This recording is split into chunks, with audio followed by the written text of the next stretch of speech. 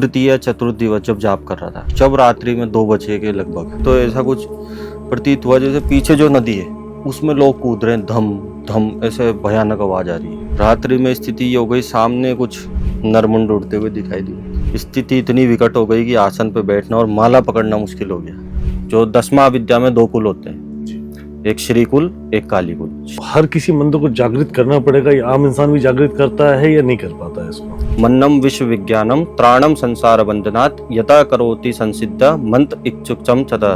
क्या नाम जपने से भी हमारे कुछ कर्म कांड कटते हैं? नाम जप करने से जितना भी आपका पूर्व प्रारब्ध है सब कट जाता है। मंत्र साधना हो, चाहे नाम जप की साधना हो, कोई भी साधना आप करेंगे तो सर्वप्रथम वो आप पे चाहे फाइनेंशियल हो, चाहे हेल्थ वाइज हो, चाहे पारिवारिक हो, आपको समस्या देगा। किसी भी साधना में, उग्र साधना में आपने प्रवेश करा और थोड़ी सी भी उसमें मिस्टेक हो जाती है, थोड़ी सी भी गलती आपकी, आप जान भी ले सकती है।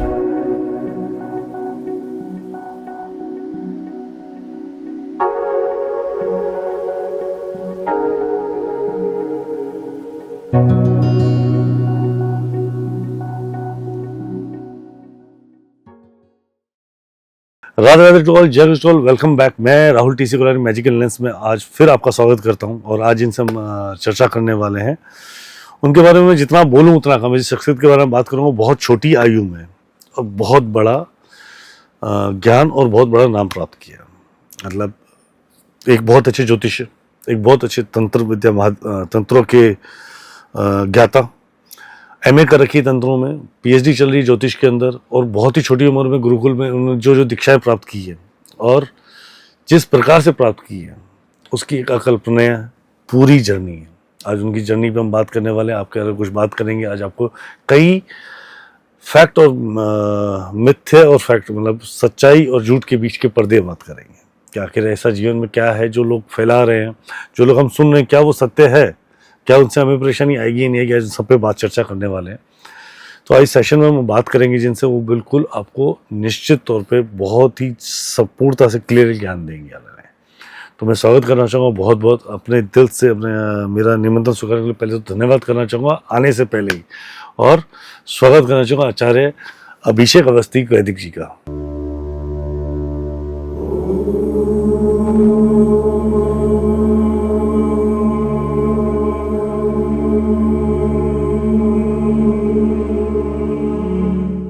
अभिषेक जी, आपका बहुत बहुत स्वागत है। राधे राधे। प्रणाम, हर हर महादेव, राधे राधे। सर, पहले बात तो सबसे सर्वप्रथम तो आपको यहाँ आने के लिए मैं आपका संपूर्ण अपने दिल से धन्यवाद करना चाहूँगा। आपने समय निकाला। मुझे मालूम आपका समय की वाकई कमी रहती है।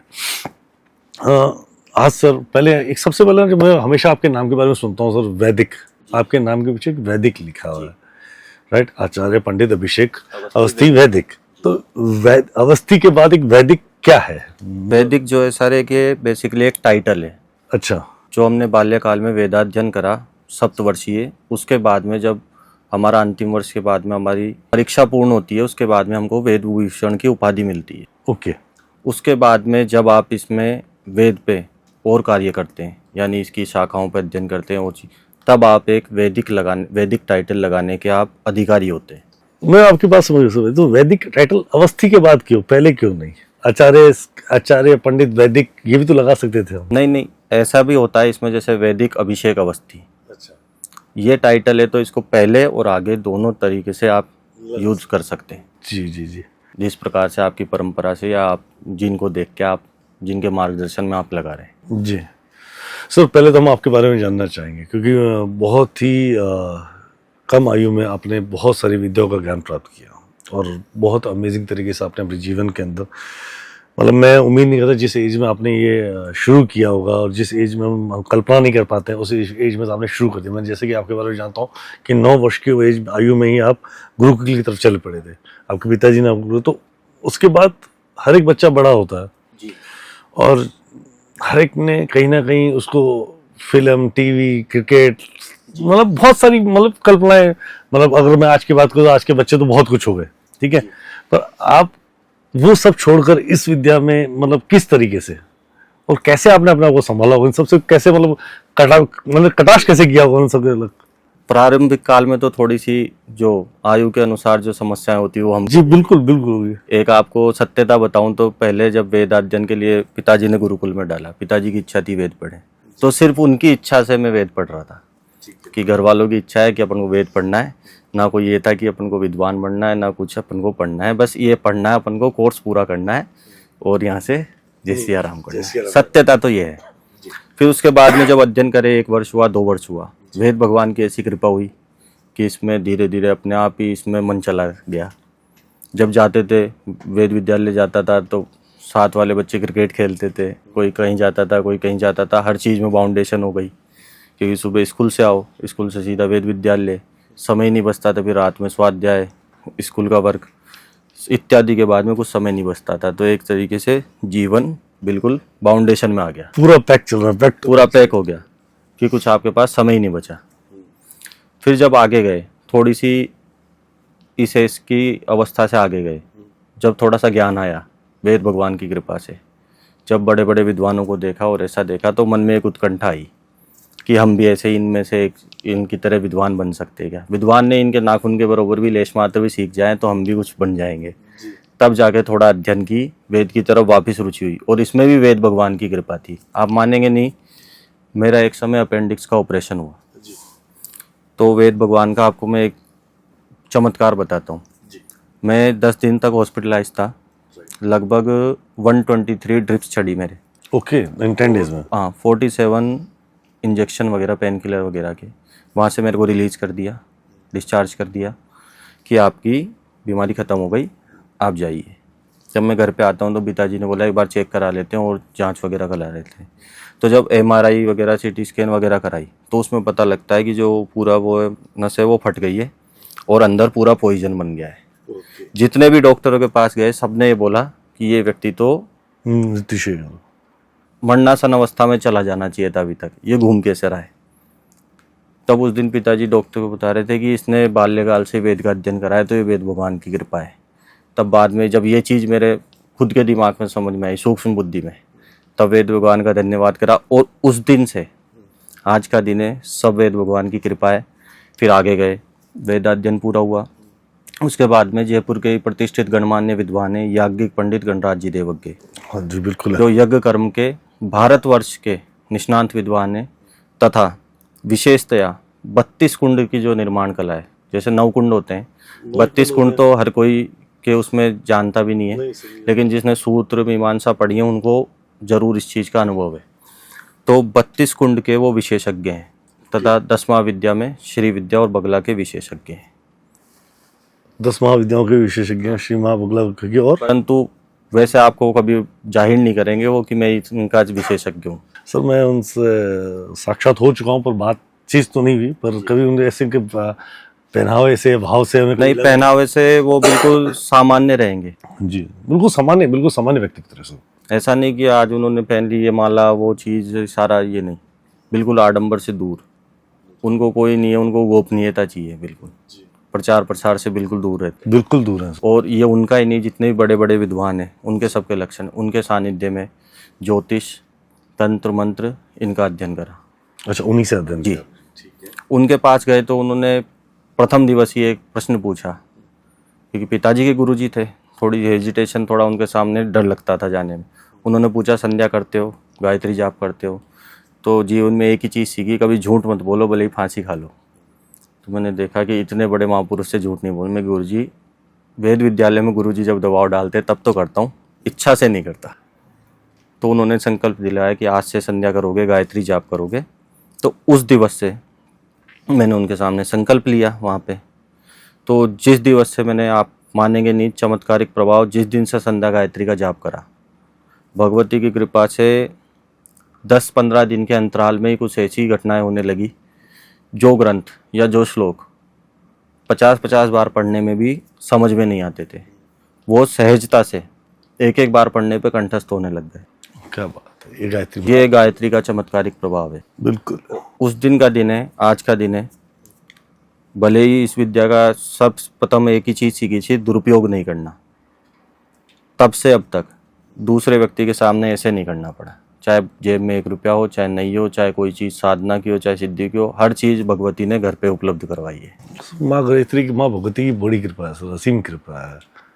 फिर गुरुजी से शिक्षा दीक्षा के बाद में जब तंत्र की और चीज़ में रिसर्च करने की इच्छा हुई, तब कुछ चीज़ें बाध्यतावश कि गुरुजी ने कि बाल्यकाल है, तो बाल्यकाल में एक होता है आपके पास में बड़ी चीज़ आ गई, उसका आप अवस्था में आए, संभाले नहीं, कैसे कुछ उपयोग कर दें क्या पता। फिर दूसरा इसमें सबसे बड़ी होती है तंत्र मंत्र साधना सिद्धि में कि आप विक्षिप्त हो सकते हैं, अच्छा, पागल हो सकते हैं। आपने बड़े बड़े साधक देखे होंगे, साधना करते करते पागल हो गए, किसी की आवाज़ चली गई। कई बार ऐसा होता है कि आपकी ज़्यादा ग्रह गति खराब है, आप शांत भी हो सकते हैं, देह भी छोड़नी पड़ सकती है आपको, यानी आप मर भी सकते हैं, मृत अवस्था में भी आ सकते हैं। जिसकी ये स्थिति हो, मतलब जिसके ग्रह चाल व्यवस्था ना हो, अगर वो विद्या तंत्र मंत्र साधनाओं पे अगर हाँ, कहीं आपने इसमें जरा सा भी दुरुपयोग की भावना लाए, या जैसे 10वां विद्या किसी भी साधना में, उग्र साधना में आपने प्रवेश करा और थोड़ी सी भी उसमें मिस्टेक हो जाती है, थोड़ी सी भी गलती आपकी, आप जान भी ले सकती है साधनाओं में। तो वहाँ से फिर मैं गया बिहार। अच्छा, यहाँ से जयपुर गुरु जी के पास बिहार आप गए। बिहार आप किन से मिले प्रभु? बिहार में मिले महंत श्री गोपालपुरी जी महाराज, उनका सूक्ष्म नाम था कपाली बाबा, उनके साथ में नरकपाल रहते थे।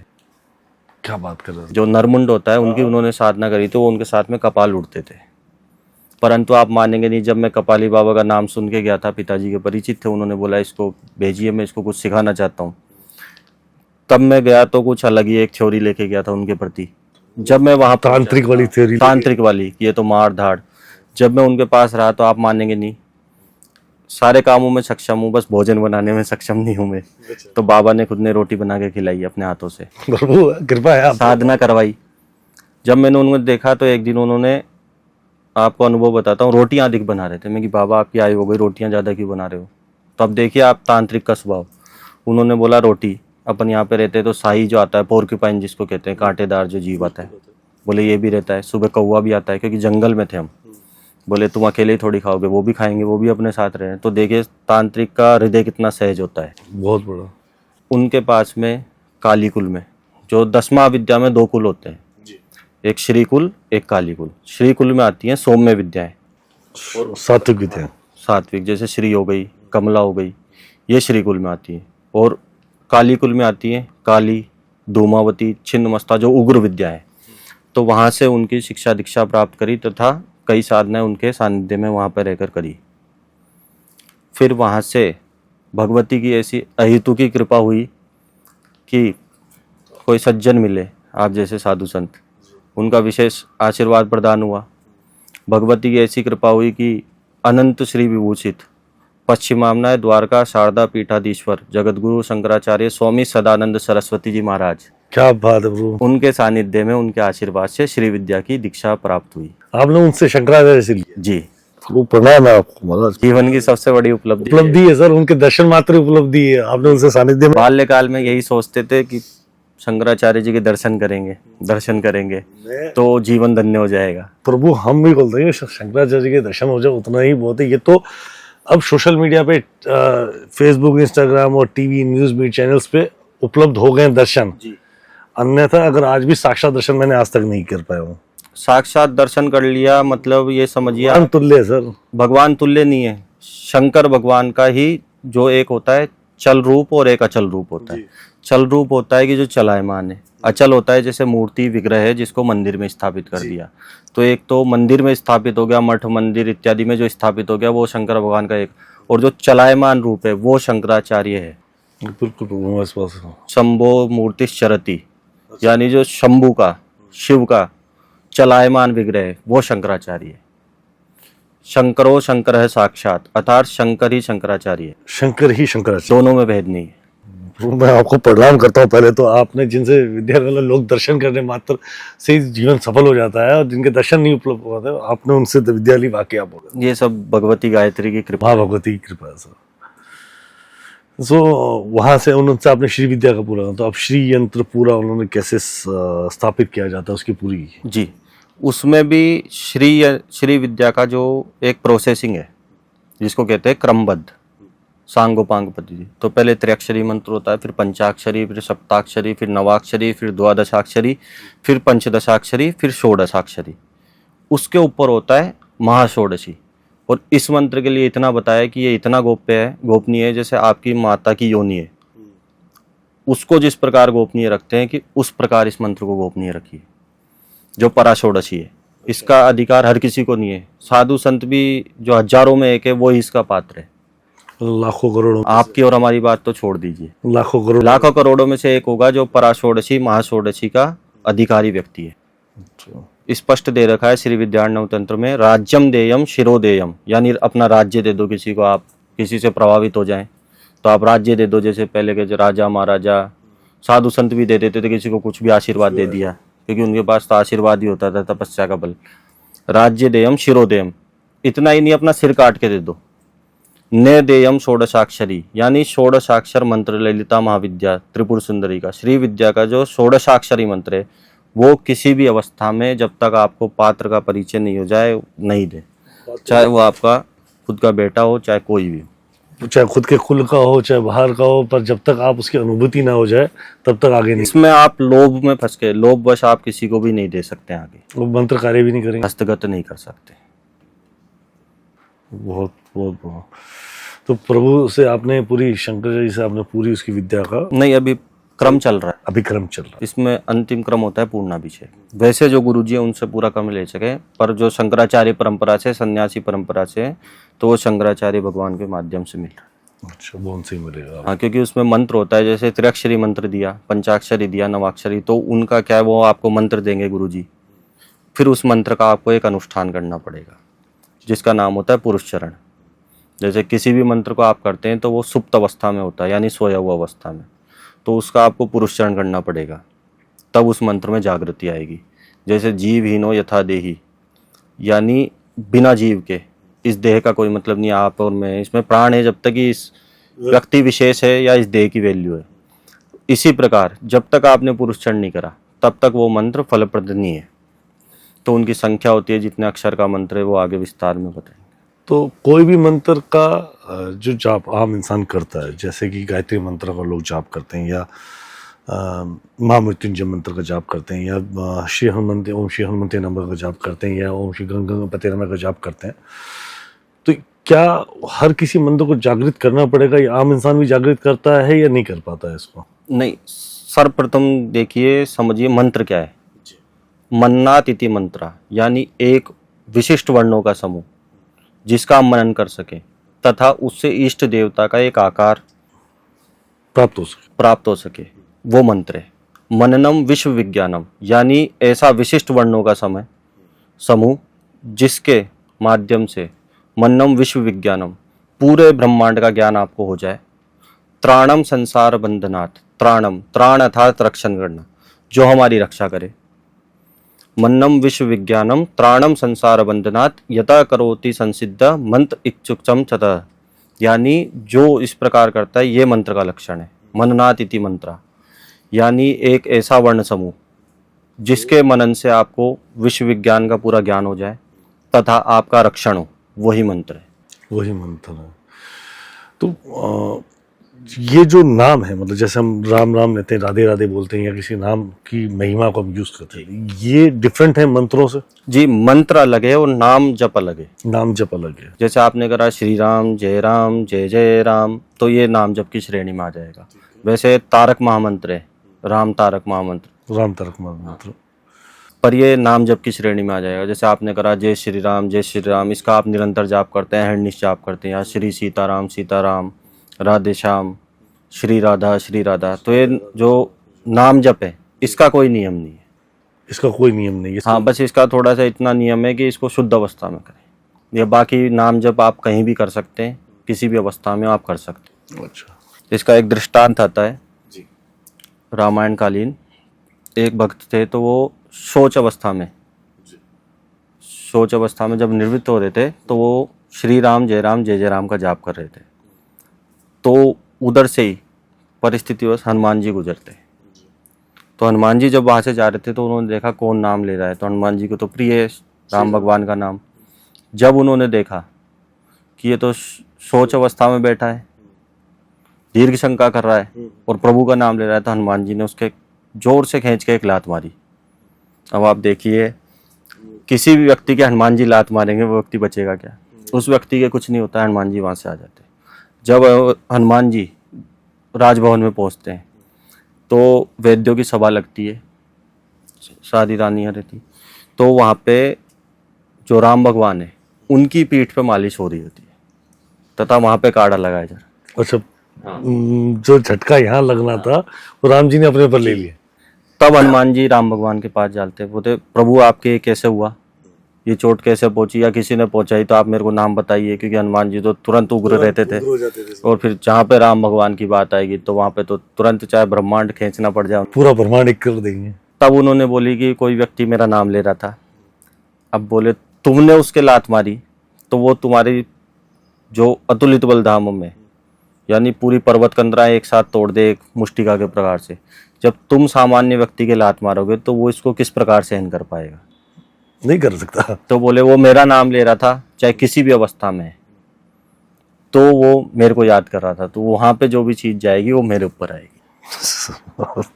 ये नाम जप का प्रभाव है। ये राम की महिमा है, नाम की महिमा है सर, वाकई नाम जप का बहुत विशेष प्रभाव है। बहुत बहुत। नाम जप से बड़े लोग, जो छोटे से छोटे व्यक्ति थे जिनका कोई समाज में कुछ नहीं था, आज वो धरती पे सर्वस्व उनके पास आया है। नाम जप की इतनी महिमा है। तो क्या नाम जपने से भी हमारे कुछ कर्म कांड कटते हैं? जी, आपका 3 प्रकार के कर्म होते हैं, संक्षिप्त, प्रारब्ध और क्रियमाण। प्रारब्ध जो पिछला है और उसका बचा हुआ, और क्रियमाण जो आप आगे को। नाम जप करने से जितना भी आपका पूर्व प्रारब्ध है सब कट जाता है।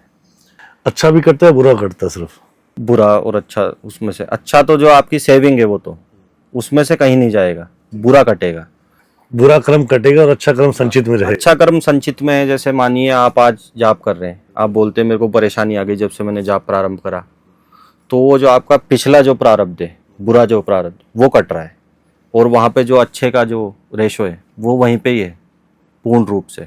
और इस बार का जो आपका अच्छा फल है, अच्छा प्रारब्ध है, इन दोनों का जब समायोजन होगा तब एक विस्फोट होएगा जिससे आपको हर चीज उपलब्ध हो जाएगी। सो 2 बातें जानना चाहूँ जी।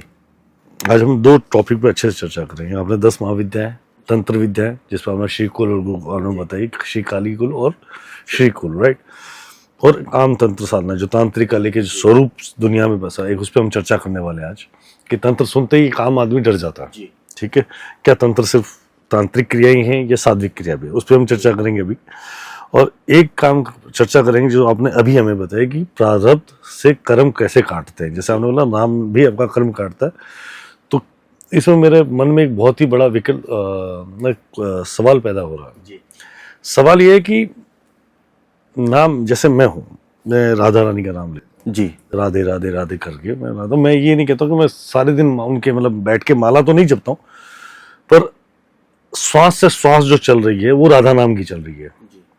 मतलब मन ही मन में उनका जाप चालू है, ठीक है?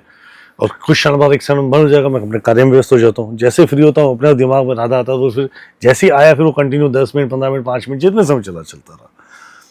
या तो उस पहले आज कुछ समय पहले से, पहले आज मैं मान लो करूँ 4-5 साल पहले से बात करूँ, तो मैं जब भी किसी का नाम लेने की कोशिश कर रहा था या किसी प्रकार के धार्मिक स्थल की तरफ जुड़ने की कोशिश करता हूँ या किसी प्रकार का नाम जपने की कोशिश करता मंत्र, तो वो बड़ा ही या तो जैसे बोलते हैं ना कर नहीं पा रहा था, या तो कोई अवरोध, हाँ जिसको बोले आप अवरोध बोले, विग्रता बोले या परेशानियां बोले, या कहीं बाहर जाना पड़ जाता है या खुद की सेहत तक खराब होने के चांसेस रहते। कई बार ऐसे भी होते, कई बार चालू किया तो बुखार हो गया। अब क्या वो सब भी कार्य होते हैं इसमें, या ये सब परिकल्पनाएं हैं मेरी? नहीं, इसमें से कुछ भी परिकल्पना, कुछ भी मिथ्या नहीं है। ये जो सब है इसके मंत्र साधना के लक्षण है। अच्छा, मंत्र साधना के लक्षण। मंत्र साधना हो चाहे नाम जप की साधना हो, कोई भी साधना आप करेंगे तो सर्वप्रथम वो आप पे चाहे फाइनेंशियल हो, चाहे हेल्थ वाइज हो, चाहे पारिवारिक हो, आपको समस्या देगा। अच्छा। क्योंकि जो भी आपका प्रारब्ध है वो जब कटेगा तो आपको आज के समय में, जिस युग में आप हैं, उस समय में वो सारी परेशानियां आपको भुगतनी पड़ेंगी। जैसे एक पुराण में कथन आया, आपने भी बोला हेल्थ वाइज इश्यू चलते हैं मुझे। पूर्व जन्म कृतम पापम, यानी पूर्व जन्म में कराया हुआ जो पाप है, व्याधि रूपेण नश्यति, वो बीमारियों के रूप में ही बाहर निकलता है। ओके। तो जब आपने देखा होगा बहुत सारे लोग हैं नाम जप करते हैं या कोई भी मंत्र की साधना करते हैं, आपने देखे होंगे बड़े बड़े साधक हैं, उनका कोई ना कोई शरीर का अंग प्रभावित रहता है। हाँ रहता बड़े बड़े साधकों में देखा होगा आप, बिल्कुल रहता चाहे वो 10वां विद्या साधक हो, गणपति साधक हो, हनुमान साधक हो, चाहे किसी का भी हो, आपने देखा होगा शरीर का एक अंग प्रभावित रहता है। क्योंकि जब आप साधना करते हो तो आपका आज का काल नहीं, पिछले कई जन्मों का पूरा समायोजन होता है। तो उनका जो प्रारब्ध है वो कटता है व्याधि के रूप में, व्याधि यानी बीमारियों के रूप में। तो ये साधना और इसमें अग्रसर होने के लक्षण है। परेशानी आना। और जो लोग इस समय छल कपट मांस मदिरा व्याधि इन सब परेशानियों में हैं, वो लोग बड़े ऐश भी कर रहे हैं सर। उनके पास साधन कहाँ से आ रहे हैं इनके? उसका सबसे बड़ा कारण है कि उन्होंने पूर्व जन्म में कुछ अच्छे कर्म करे थे। तो जब तक वो अच्छे कर्मों का काल चल रहा है तब तक वो आराम से ऐश करेंगे। जैसे आप बोल रहे हो सारी चीजें कर रहे हैं, चाहे गलत सही गलत कर्म भी तो कर रहे हैं सर। गलत कर्म कर रहे हैं, लेकिन जब वो खत्म होगा उसका उनको एक साथ ही उससे 1000 गुना वापस भुगतान करना पड़ेगा। आपने देखा होगा बड़ा बड़ा करोड़पति अरबपति जो अय्याशी कर रहा है, कुछ भी कर रहा है, ऊट पटांग कुछ भी कर्म कर रहा है, जो भी आप करें, मदिरा पान कर रहा है, कुछ भी कर रहा है, वो अच्छी जिंदगी में है। और एक जो साधक सात्विकता से जीवन जी रहा है वो बहुत दुख में जीवन व्यतीत कर रहा है। पर एक समय आता है कि वो दुख, जिस दिन उसका प्रारब्ध संचित और आज का जो पुण्य है वो एक साथ समायोजन होता है, और वो जब उदय होता है उसको धरती पे हर चीज उपलब्ध हो जाती है। अच्छा, मतलब वो विश्वविख्यात हो सकता है सर। आप सबसे बड़ा जीवंत उदाहरण देखिए श्री प्रेमानंद जी महाराज को। बिल्कुल है। क्या आज से 10 साल पहले उनके पास साधना नहीं थी? इतनी साधना थी, इतना ही ज्ञान था। बिल्कुल था सर। उनके ज्ञान की कोई सीमा नहीं है, ना उनकी कोई साधना की कोई सीमा, वो साक्षात ही भगवान का रूप है। आज ही क्यों वो इतने प्रसिद्ध हुए? अब कृपा है प्रभु की, राधे रानी की कृपा है। ये एक प्रारब्ध होता है, प्रारब्ध और एक काल का वेग। काल का वेग, जब तक आपका समय जिस चीज का नहीं आएगा तब तक वो चीज हो नहीं सकती। चाहे आप राम वनवास से ही ले लीजिए, 14 वर्ष का वनवास था। श्री राम जी चाहते तो उसको 14 दिवस में पूर्ण कर सकते थे। बिल्कुल कर सकते सारी घटनाक्रम 14 दिवस में संपूर्ण हो जाती, क्यों नहीं करी? एक काल क्रम है, हर चीज का एक समय निर्धारित है। वो उसी समय पे जब वो चीजें पूरी होंगी, जब होनी है, निर्धारित है घटनाक्रम। तो क्या हम मंत्रोच्चारण से, साधनाओं से, तंत्रों से, तांत्रिक क्रियाओं से क्या हम अपने काल के वेग दे सकते हैं? हाँ, उसमें आप जैसे उस चीज को आप बढ़ा सकते हो कि कोई चीज 10 साल बाद होनी है, यह आपके प्रारब्ध में नहीं है, पर उसको आप साधना, सिद्धि, तंत्र, मंत्र, नाम जप इत्यादि से आप उस चीज को परिवर्तित कर सकते हो। मैं अपना भविष्य बदल सकता हूँ। हाँ, ये सिर्फ सामर्थ्य है नाम जप या किसी भी मंत्र का जाप, देवता विशेष की उपासना, इसके अतिरिक्त किसी भी चीज में सामर्थ्य नहीं है। देवता विशेष से आपका क्या तात्पर्य है? देवता विशेष जैसे जो भी आपका इष्ट है, चाहे किसी का कृष्ण जी हो, चाहे किसी के हनुमान जी हो, शिव हो, माता जी हो, भैरव हो, जो भी आपका इष्ट है, उस पर्टिकुलर उसी देवता की, आपको इष्ट की आपको साधना बननी जी। सर अब हम बात करते हैं तंत्र पे। जैसे तंत्र आपने मुझे अभी बताया, आप कपाली बाबा से मिले, आप उनसे आपने साधनाएं ली, तो आपने श्री साधना उनके दोनों कुल थे, दोनों कुलों की विद्या ली आपने? देखिए, सबसे पहले ये जानिए तंत्र क्या है, जो क्योंकि सबसे बड़ा आजकल जो इशू चल रहा है या विषय है, भ्रम और एक भ्रांतियां, जो तंत्र के प्रति जन सामान्य में भ्रांतियां हैं, उसके बारे में हम बात करें। तो तंत्र तो ये आजकल देखते नहीं सर, काले काले। जैसे देखा आपने, कुछ तथाकथित तांत्रिकों की गलती है या फिर टीवी मीडिया, सोशल मीडिया की गलती है कि आपने देख लिया, नरमुंड रख लिए, माला पहन ली, बड़ी बड़ी जटा, इसको मार दिया, काट दिया। ये सब तंत्र नहीं है। ये तंत्र नहीं है? नहीं, ये तांत्रिक नहीं है? नहीं, मतलब जो आते हैं आडम्बर है, फालतू का ये ड्रामेबाजी है। ये जो आते हैं 1.5 फुटिया 2.5 फुटिया लेके और... ये सब चीजें अलग है, पर ये तंत्र की श्रेणी में नहीं आता है। अच्छा, ये तंत्र तंत्र का जो वास्तविक अर्थ है, जो ग्रंथों में, प्राचीन ग्रंथों में, आगम ग्रंथ, आगम और तंत्र एक ही सिक्के के दो पहलू हैं। तंत्र का ही नाम आगम है। आगम का अर्थ है आगतम शिव वक्त्राज, यानी जो शिव के मुख से आया और जिसकी साक्ष्य भगवान विष्णु ने दी तथा माता पार्वती को जिन्होंने सुनाया शिव ने, वो आगम है। क्योंकि सबसे पहले श्रोता और वक्ता माता पार्वती और शिव जी थे, और शिव से ही तंत्र आए हैं। सारे तंत्र। चतुष्टया तंत्र सकलमति संधाय भुवन, सौंदर्य लहरी का पाठ है, आचार्य भगवान शंकराचार्य द्वारा निर्मित है। यानी 64 प्रकार के तंत्र हैं, वो भगवान शिव के चतुष्षष्ट्या तंत्र शिव वक्त्राद विनिर्गता, यानी शिव के जो मुख से जो 64 प्रकार के तंत्र आए वो।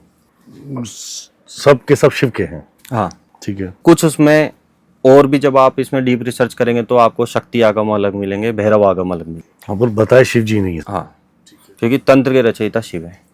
अब आप देखिए, जिस चीज के रचयिता स्वयं भगवान सदाशिव है, भोलेनाथ है, वो चीज कैसे गलत हो सकती? नहीं हो सकती, किसी भी प्रकार से गलत नहीं हो सकती। फिर दूसरा तंत्र, तंत्र का अर्थ है तन्यते विस्तार्यते ज्ञान मनेन इति तंत्रम, यानी जो तनु, तनु कहते हैं, तनु और त्रय इन धातुओं से तंत्र बना है। तनु को कहते हैं विस्तार करना, किसी भी चीज का, वेद वाक्य का, पुराण वाक्य का विस्तार करना। त्रय कहते हैं त्राण अर्थात रक्षण करना, जो विपुल अर्थों का विस्तार करे तथा आपका रक्षण करे, उसका नाम तंत्र है। जो रक्षा भी करे, जिसका विस्तार, ज्ञान का विस्तार, ज्ञान का विस्तार करे, आपकी रक्षा करे, वो तंत्र है। जो ज्ञान वेद वाक्यों में या पुराण वाक्यों में नहीं है, वो तंत्र खंड में आपको मिलेगा। ओके। और दूसरे में व्याख्या आती है तन्यते विस्तार्यते बहुनाम उपकार्यते इति तंत्र, यानी जो विस्तार करे, ज्ञान का विस्तार करे तथा आपका रक्षण करे, तथा जो जन सामान्य पे बहुनाम, यानी अर्थात यहाँ पे तो बहुत से लोगों की बात है, बहुत से लोगों पे उपकार करे, उसका नाम तंत्र है। तो ये जो नर, मुंड, कपाल और ये सब तंत्र के हिस्से हैं। ये सब तंत्र के हिस्से हैं, पर इनको करने का एक भेद है। भेद जैसे तंत्र है तो तंत्र 3 प्रकार का है, वैदिकी, तांत्रिकी, मिश्री इति वेद त्रिविधोमुख, यानी वैदिक, तांत्रिक और मिश्री, ये 3 प्रकार के तंत्र के भेद है। वैदिक, तांत्रिक और मिश्री।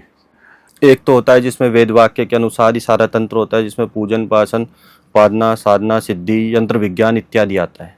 दूसरा है तांत्रिक, जिसमें तंत्र आगम ग्रंथों के आधार पर उपासना पद्धति तथा षटकर्म, नवकर्म के चालन, साधन, प्रयोग चलते हैं। तीसरा आता है इन दोनों का समायोजन, जो मिश्र तंत्र है। मिश्र तंत्र, वैदिक, तांत्रिकी, मिश्री, 3 तरह का तंत्र है। तो ये षटक्रम जो है, ये अच्छे या बुरे? षटकर्म का अगर आप शब्दों के आधार पर लेंगे तब तो आपको कुछ अलग ही दिखेगा, जब आप उसमें डीप उसका रिसर्च नहीं करेंगे, जो कहते हैं अध्ययन नहीं करेंगे आप। जैसे मान लीजिए मारण का दे रखा है, सबसे पहले आइए शांति, वश्य, स्तंभन, 3 कर्म तो हो गए, शांति कर्म, वशीकरण, स्तंभन, विद्वेषण, मोहन, उच्चाटन और मारण। अंतिम में मारण आता है। शांति कर्म से तात्पर्य है कि जो ग्रहों आदि उपचार है, यानी ग्रह जनित बाधाएं हैं, या आपके कोई भी रोग है, या फिर दूसरा प्रकृत्य है, उसका निवारण जो करे वो शांति कर्म है। दूसरा है मोहन। मोहन का अर्थ है दे रखा है कि जैसे आपने किसी पे कोई तंत्र प्रयोग करा, कोई व्यक्ति विशेष पे आपने आकर्षण प्रयोग करा, वो आपकी तरफ मोहित हो, सम्मोहित हो, यानी आपकी तरफ खिंचा चला है। तो इसका भी जब आप आगे जाएंगे, दिव्य भाव में जाएंगे जब साधना, तो इसका भी तात्पर्य बिल्कुल भिन्न हो जाता है। वहाँ पे मोहन का अर्थ इन चीज़ों से नहीं है, सिर्फ अधम श्रेणी का तंत्र है, बिल्कुल लो श्रेणी। जब आप वहाँ पे जाएंगे तो आपका मोहन से तात्पर्य हो जाएगा कि देवता को आपको मोहित करना है। अच्छा, जिनको मोहित करना वो तो देव आदि है और हम यहाँ पे मोहित करने में लगे हुए इंसान से इंसान को ही। आपने देखा होगा बड़े बड़े तांत्रिक परेशान चल रहे हैं, खुद बहुत सारे देखे सर। क्यों चल रहे हैं? इन्हीं विद्याओं के दुरुपयोग से चल रहे हैं। अच्छा, आपने देखा अभी आपके पास आया, मेरे पास आया, कोई बोलेगा 1 करोड़ दे दे, 50 लाख दे दे, 10 लाख दे दे, इसका टांग तोड़ दो, इसके ऊपर अभिचार कर्म कर दो, इसका मारण कर दो। हाँ, ऐसे बहुत सारे हो रहे हैं आज की डेट। आपने मारण कर दिया तो क्या आपके ऊपर उसका इफेक्ट नहीं आएगा? भले ही आप कुछ शिव ही हो, आएगा ही आएगा। शिव पे भी आएगा सर, क्योंकि प्रकृति का नियम बदलोगे आप तो चाहे आप कोई भी हो। आपके पास ये नहीं कि आपके पास आपको ऑथराइज कर दिया, आपको सरकार ने लाइसेंस दे दिया तो आप हर जगह शूट नहीं कर सकते उस बंदूक से, रख ही सकते हो ना। तो ये क्रम क्या है, सिर्फ सीखने के लिए थे कि जैसे मारण हो गया, उच्चाटन हो गया, कहीं पे आपको 1000 के ऊपर 1 को मारना पड़ रहा है तब आप करो। फिर भी इसका निषेध है कि जब आप किसी को जीवन दान नहीं दे सकते तो आप किसी के प्राण ले भी नहीं सकते। नहीं दे सकते। तो मारण से सर किसी व्यक्ति की मृत्यु भी हो सकती जी, संपूर्णतः मृत्यु हो सकती। जी। तो इसमें देव आदि का कोई रोल, राशि, ग्रह, इन सब का कुछ रोल रहता है नहीं रहता? इंसान का खुद का जीवन प्रारब्ध संचित कर, खुद के नियम, खुद के ग्रह, उसके कुछ फायदे नहीं रखते? नहीं नहीं, इसमें चाहे आप अनुभव करिएगा या बड़े आप जब तांत्रिकों के बीच में बैठेंगे, जिनके बीच में बैठे अध्ययन करा, सबसे बड़ा होता है आपका समय। समय समय ही राजा होता है। समय राजा है। समय ही राजा है, आप देख लीजिए। समय होता है तो आप राजा को रंक बना देगा, रंक को राजा बना। समय समय है सर, ये सब बात आप सही। देखिए बड़े बड़े लोगों पे तंत्र प्रयोग हुआ, जी मारण प्रयोग हुआ, और बड़े बड़े भारत के विशेषज्ञों ने मारण प्रयोग करा जो कभी फेल नहीं हुआ, जो 3 मिनट में एक व्यक्ति को खड़े को गिरा सकते हैं, यानी मृत्यु शैय्या पे गिरा सकते हैं। उनका तंत्र कहाँ चला जाता है उस समय? कई बार होता है ना कि मरणासन अवस्था में आ जाएगा व्यक्ति, बिल्कुल उसमें चला गया, कोमा में चला गया, फिर भी वापस आ जाता है वो तंत्र प्रयोग से बच के। चाहे किसी देवी देवता के जाए, किसी तांत्रिक के पास जाए, किसी पंडित के पास जाए, एस्ट्रोलॉजर, कोई भी रेमेडी करे, उसमें आता है उसका भाग्य और ग्रह गति। ग्रह गति। जब तक ग्रह गति 9 ग्रह आपके फेवर में, 27 नक्षत्र आपके फेवर में, धरती का कितना ही बड़ा तांत्रिक आ जाए आपका कुछ भी नहीं कर सकता। अब इसमें भी दो रूप में हम चल सकते हैं। मैं एक सवाल पूछना चाहूंगा यहाँ पे, क्या इस कारण बहुत सारे तांत्रिक फेल है? जी क्या ये भी एक बड़ा कारण है? हाँ, ये सबसे मूलभूत कारण ही है। नहीं मतलब कई बार से बोलते हैं कि इसका नाम है नींबू में काट। अच्छा, एक अभी भी हम इस पर पूरा चर्चा करते हैं कि कई बार हमने सुना है नींबू में काट के नाम लगा के सुई घुसा के और शमशान में फिकवा दिया और बोले कि ये व्यक्ति मृत्यु शैय्या को प्राप्त होगा, या इसकी टांग टूट जाएगी, या इसका बुरा समय चालू हो जाएगा। उसको इंसान का कुछ नहीं होता, तो इसका मतलब उसके कहीं ना कहीं भाग्य है, भाग्य और उसका प्रारब्ध, प्रारब्ध, और क्या कहते हैं कुछ उसके ऊपर देवी कृपा। ग्रह नक्षत्र और ये सब उसके लिए प्लेनेट नक्षत्र ग्रह सब कार्य कर रहे हैं। और जिस समय उसकी बुरे समय चालू होगा तो क्या फिर वो तंत्र लौट के आएगा या वो तंत्र खत्म हो चुका होगा? नहीं, कई बार आपने देखा होगा पीढ़ियां हो जाती है तंत्र करने वाले, आपने और मैंने किसी पे करा, अपनी तीसरी पीढ़ी आ जाएगी तो भी वो तंत्र वहीं मौजूद रहता है। करने वाले और कराने वाले दोनों चले जाते हैं, उनकी पीढ़ियां भुगतती रहती, क्योंकि मंत्र है, शब्दों वही ब्रह्मा, तो मंत्र शब्द ही है, तो मंत्र और तंत्र तो वहीं विद्यमान रहेगा जब तक आप उसकी काट नहीं करेंगे, जब तक उसकी काट नहीं की जाए। कि कई बार ऐसा होता है पीढ़ी दर पीढ़ी वो वंशानुगत परंपरा से हेरिडिटी वाइज चले जाता है तंत्र, क्योंकि करने वाले कराने वाले दोनों खत्म हो जाते हैं। फिर वो तंत्र कैसे रह गया? क्योंकि मंत्र तो अपने स्थान पे है ही। शब्द ब्रह्मा है, ब्रह्म वाक्य चल चुका है तो पूर्ण हो ही मानेगा। अब जैसे आपने देखा होगा कई बार होता है किसी ने मारण प्रयोग करा किसी पे, आपने देखा होगा बहुत सारी कुंडलियों में योग होता है कि कल इसका एक्सीडेंट हो जाएगा, ये व्यक्ति मरेगा ही मरेगा। हाँ, निश्चित तौर पर उसके हालात होते हैं। 1001% बड़े बड़े। हाँ, बहुत बार देखते हैं कुंडलियों के अंदर कई बार ऐसी, जैसे कि साल भर के अंदर 4 महीने में या 2 महीने में ये खत्म होने। इसका विकराल दुर्घटना होगी और ये चाहे मस्तिष्क पे लगे चाहे कहीं भी लगे, इसका अंग प्रभावित होगा, विशेष अंग, और ये व्यक्ति मरणासन अवस्था में चला जाएगा। कुंडलियों में देखा जाता है। संसार छोड़। पर आपने देखा होगा वही व्यक्ति टांग की हड्डी टूट गई या कहीं से कोई हड्डी डैमेज हो गई, बोन डैमेज हो गई, थोड़ा बहुत लग, हाँ, चोट चाट लगा के जी, तो वहां पे वो गति रुक जाती है, क्योंकि वहां पे प्रारब्ध आ गया, आपका कुछ संचित क्रियमाण कर्म आ गए, वो बचा के इसको लेके गया। क्योंकि प्रारब्ध तो आपके साथ जुड़ा हुआ ही है।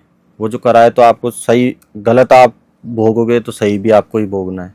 तो मतलब ये तब तक जब तक उसकी काट नहीं की जाए तब तक नहीं होगा।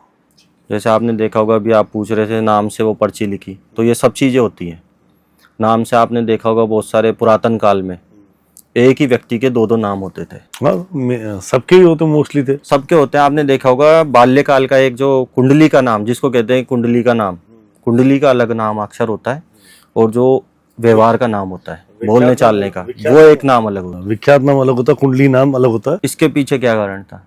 इसके पीछे सबसे बड़ा कारण तंत्र मंत्र अभिचार कर्म था। तंत्र मंत्र अभिचार था। पहले के समय में मारण मोहन उच्चाटन, इसके आज तो कितने, आज से 100 साल पहले, 200 साल पहले तो बहुत बड़े बड़े विद्वान थे, भयंकर बड़े विद्वान थे। इधर से उड़ के उधर चले जाते थे, ऐसे भी विद्वान थे।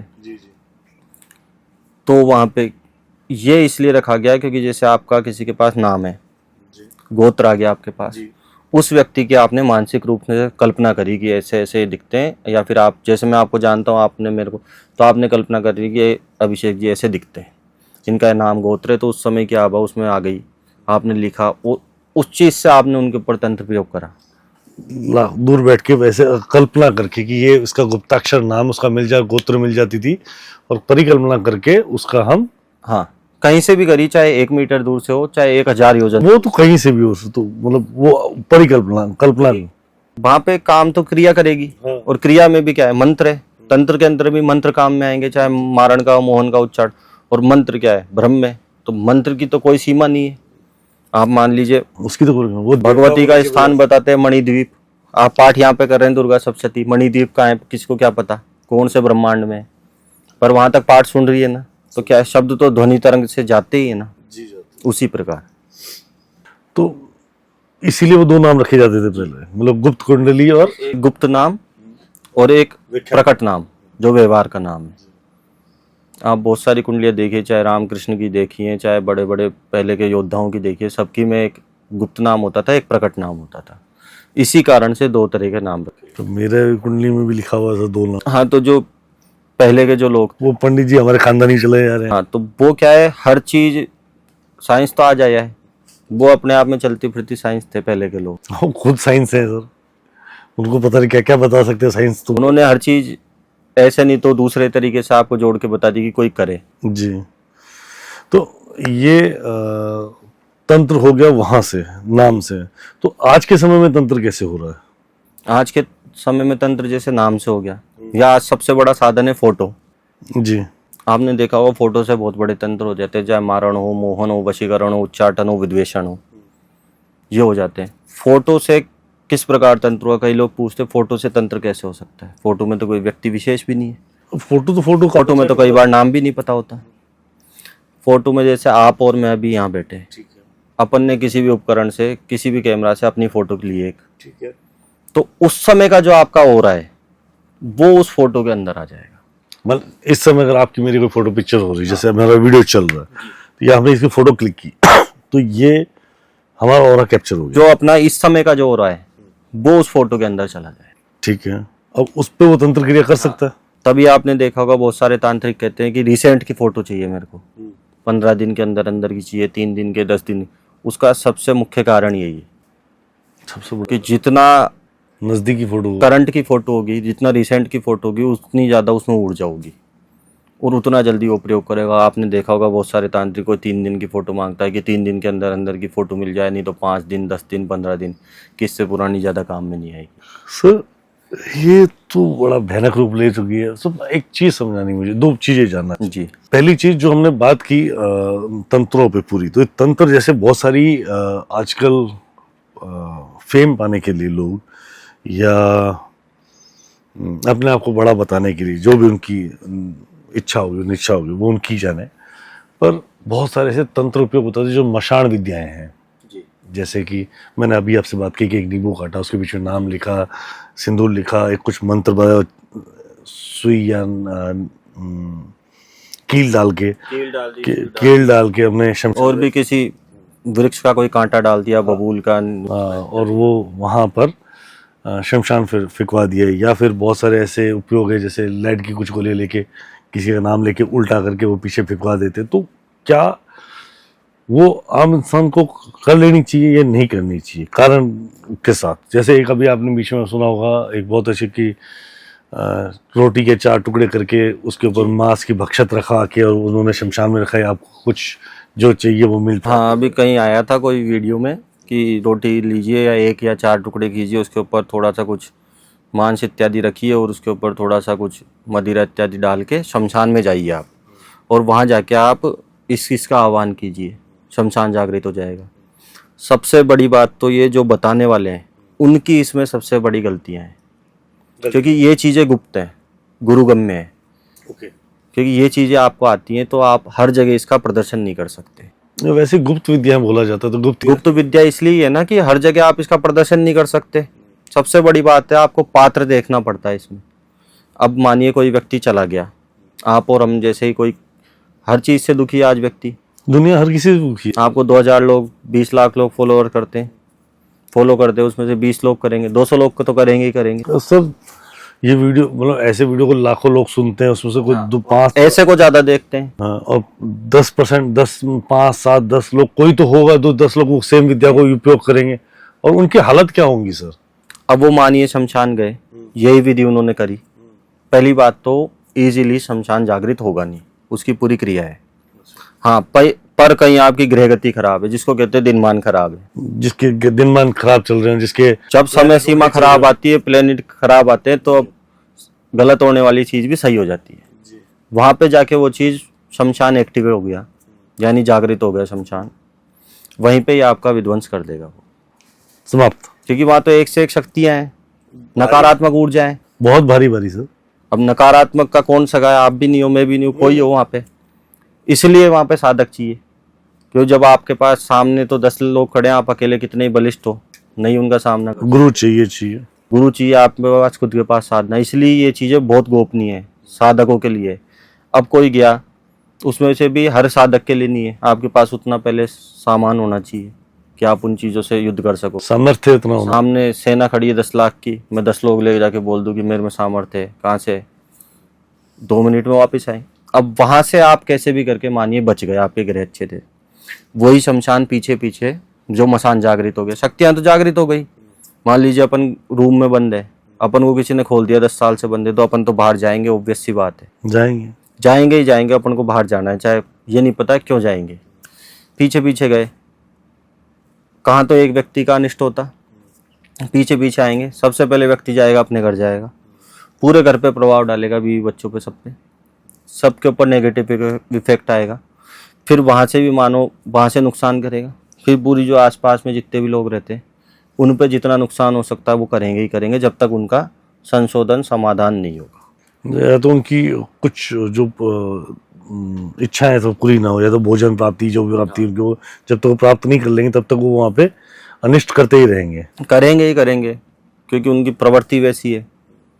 सर आपने तो तंत्र में एमए कर रखी है पूरी, राइट? और संपूर्ण, जिसमें आपको संपूर्ण तो नहीं, जितना भी गुरु शिष्य परंपरा से जितना, तो गुरु शिष्य परंपरा से ही कर रखी है।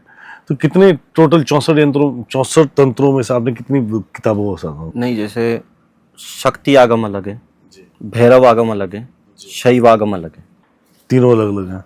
तो एक में तो 64 आते हैं, एक में 28 आते हैं, एक में 72 आते हैं। ठीक है। तो उनमें से कई जो मुगल काल के समय या फिर छिन्न भिन्न हो गए, तो कुछ ही उपलब्ध हैं। पर अच्छे विद्वानों ने, पुरातन विद्वानों ने जो बचा के लिया इन चीज़ों को, तो 64 में से अभी वर्तमान में 42 के लगभग का मेरा अध्ययन हो चुका है, सांगोपांग। 42 अध्ययन कर चुके हैं। कुछ भगवती की कृपा से जो ऐसा होता है कि इसमें परंपरा अगर चलता है कि आपके पास जो चीज़ है वो आपके पास ही है, आपके गुरुजी से मिली, उनके गुरुजी से, तो ऐसी भी कई चीज़ें उपलब्ध हुई, वो आगे चली जा रही है। तो 42 तक आपने पूरा कर लिया है। सब दो बड़े सवाल यहाँ पे पैदा होते हैं कि किसी के ऊपर तंत्र क्रिया कर दी गई हो तो वो उससे बचाव कैसे करे। एक आम आदमी को ना ये पता होता कि तंत्र क्रिया क्या है, ना उसको उसके बाद का अनुभूति होती है, वो तो परेशान होता, जितना हो रहा वो होता ही जा रहा होता है। तो अगर किसी को पता लग जाए, तो पहले ये पता लगा कैसे तंत्र क्रिया हुई है, तो इसका कैसे पता लगा सकते हैं? जैसे कई बार आप मानिए किसी ने मारण प्रयोग करा किसी के ऊपर, या मसान चलाया, कई क्रियाएं होती हैं, तो उसमें आपने देखा होगा कई बार व्यक्ति का वजन अकस्मात घटने लग जाता है। ठीक है। शरीर बिल्कुल आपने देखा होगा डे बाय डे बिल्कुल डाउन होता जाता है। ठीक है। कई बार आपने देखा होगा व्यक्ति का शरीर पे बिल्कुल एक काला सा हो जाता है, जो उसका ओरा होता है, आपने देखा होगा बिल्कुल एक काली का युक्त हो जाता है उसका शरीर। कई बार आप व्यक्ति के पास जाएंगे, ये लक्षण है तंत्र के, जिस व्यक्ति के पास आप बैठे उसमें तंत्र हुआ है, तो उसके शरीर में से दुर्गंध आने लग जाएंगी आपको। कभी आप अनुभव करा होगा आपने, तो बहुत से लोग, हजारों लोगों से, लाखों लोगों से आप मिले, उसमें से गंध आने लगे। मानिए फिर भी नहीं होता है, तो एक व्यक्ति में होता है कि उसको आंतरिक रूप से उसका शरीर हो, अंदर से जल रहा हो, अंदर से भी कई बार अग्नि जैसे जलता हो, बिल्कुल खत्म होने। कई बार ऐसे होता है जैसे कोई नसों को निचोड़ रहा है, बिल्कुल ऐसे कई प्रकार की बाधाएं होती हैं। अब जैसे ऐसे किसी के भी लक्षण प्रकट हो, व्यक्ति खुद तो करने में सक्षम नहीं है, इसका उपचार नहीं कर सकता। कई बार ऐसा होता है कि आपका समय अनुकूल नहीं होता, तो आप ऐसी जगहों पे भी नहीं पहुंच पाते जहाँ पे इलाज संभव है। सही डॉक्टर, मतलब सही किसी विद्वान के पास पहुंची। और दूसरा, गलत के पास में आप पहुंच गए तो वो आपको वैसे जैसे आप बर्बाद, पहले शरीर से बर्बाद हो रहे हो, वो आपको पैसों से और कर देगा। वो तो झूठे बहुत है सर, हजारों लाखों रुपए का कर्जा करा देगा, कर्जदार और बना देगा। फिर आप सही भी हो जाओगे तो वो कर्जा चुकाओ जी। तो सबसे जो सीधा और सात्विक उपाय है, जो अपने वेद लक्षणा गौ माता आती है, वेद लक्षण गौ माता, उसका दूध, दही, घी, गोबर और गोमूत्र, इन सबको लीजिए। इन सब की एक विधि है, वो विधि भी संभव नहीं हो पाती है तो सबको समान मात्रा में सम्मिश्रण कर लीजिए। मतलब जो हमारी देसी गाय जिसको बोलते हैं, देसी भाषा में तो देसी गाय है, वेद लक्षण देसी गाय जिसको हम बोलते हैं, उसके हमने दूध पंचांग मतलब दूध, दही, घी, गोमूत्र, ये पांचों चीजें हमने ले ली और समान मात्रा में ले ली। मतलब मान लेते हैं 250-250 ग्राम हमने सब कुछ ले लिया। इन सबको समान मात्रा में लेके सूती कोई भी आप वस्त्र लीजिए, एक उसको ऐसे 7 लड़ा कीजिए, 1 2 7 बार उसका 7 लड़ा कीजिए, 7 फोल्ड कर लिया, 7 फोल्ड कर लिया। उसके ऊपर इसको छानिए, फिर वापस इसी क्रम से इसको 7 बार छानना है। ठीक है। और इसका आप सुबह शाम 43 दिन तक पान कीजिए, बड़ी से बड़ी तंत्र बाधा का। जो भी उसका ग्रत निकलेगा उसको जल में, गंगा जल में किसी या फिर किसी भी जल में आप मिला के उसको पान कीजिए, तो उससे बड़ी से बड़ी समस्या का समाधान प्राप्त होगा। ये भी अगर विधि थोड़ी भारी हो तो इस ये भी आप कह रहे हैं ये भी विधि थोड़ी भारी। 2 बड़े कारण है इस विधि के। एक तो देसी गाय मिलना और पंचगव्य मिलना। देसी गाय वो पॉसिबिलिटीज नहीं होती है, क्योंकि जिसके पास देसी गाय मिलना और उसी का दूध, दही, घी में सबसे बड़ी समस्या आती है आज। वही करो, घी सब चीजें प्राप्त करना एक जगह होगा। और फिर भी चलो कोई गांव खेड़े से पूरा रहने वाले लोग शहर में हो गए हैं, और गायों का आजकल आपको पता है कि सर सब अमेरिकन ऑस्ट्रेलियन गायों के काम में हो गए, तो उसमें कैसे करेंगे फिर? वो भी नहीं उपलब्ध है तो आसपास में किसी भी गौशाला में जाएं, गोमूत्र ले लीजिए, उसको इसी प्रकार 7 लड़े कपड़े में छानना है। सूती के 7 फोल्ड वाले कपड़े में छानते जाना है, 7 फोल्ड करके और 7 ही बार उसको छानना है। उसमें थोड़ी सी हल्दी मिला लीजिए, उसका पान कीजिए 43 दिन, तो भी ये चीज शांत हो जाएगी। शांत हो जाएगी? कट जाएगी या शांत हो जाएगी? शांत हो जाएगी। जाएगी नहीं पर शांत हो जाएगी, परेशान नहीं करेगी पर रहेगी साथ में सर। हाँ, उसका अलग उपचार करना पड़ेगा, देखना पड़ेगा वो किस मात्रा में तंत्र हुआ है, किस प्रकार का तंत्र हुआ है। क्योंकि मान लीजिए बड़ा तंत्र प्रयोग चला है, सामने वाला मशीन गन से फायर कर रहा है, अपन पिस्टल लेके कर रहे हैं, तो कहाँ तक आप युद्ध कर सकते हैं? नहीं पार पड़ेगी। क्योंकि उपचार से कहीं फिर आपको उस अवस्था में किसी अच्छे तांत्रिक के पास, मांत्रिक के पास, विद्वान ब्राह्मण के पास, या फिर कोई भी जहाँ भी कहीं कोई मंदिर इत्यादि हो, वहाँ पे आपको इलाज करना है। सर आपकी कोई अनुभूति, मतलब तंत्र क्रिया करते समय, मतलब जो विद्या प्राप्त करते समय, जैसे आपने 10 महाविद्याओं में बात की, श्री कुल वाली की, श्री करी, तो या काली कुल वाली, आपने काली कुल की भी ली विद्या जी, तो आपकी कोई अनुभूति उस समय किसी प्रकार की? क्योंकि सबसे बड़ा मैं बता देता हूँ सबको, मैं ज़्यादा बड़ा तो विज्ञान तो नहीं, व्याख्याता नहीं, पर एक चीज़ मैं बहुत अच्छी तरह समझ सकता हूँ, विद्वानों के साथ बैठ के एक चीज़ सीखा हूँ कि 10 महाविद्याएं जिसकी अनुभूति हो चुकी है, जिसकी 10 वो तो माँ की अनुभूति कर चुका है, राइट? तो मतलब वो उसका अनुभव, उसका और उसका क्षेत्र तो अलग ही होगा सर जी। तो वो अनुभव कैसा रहा होगा सर उस समय आपका?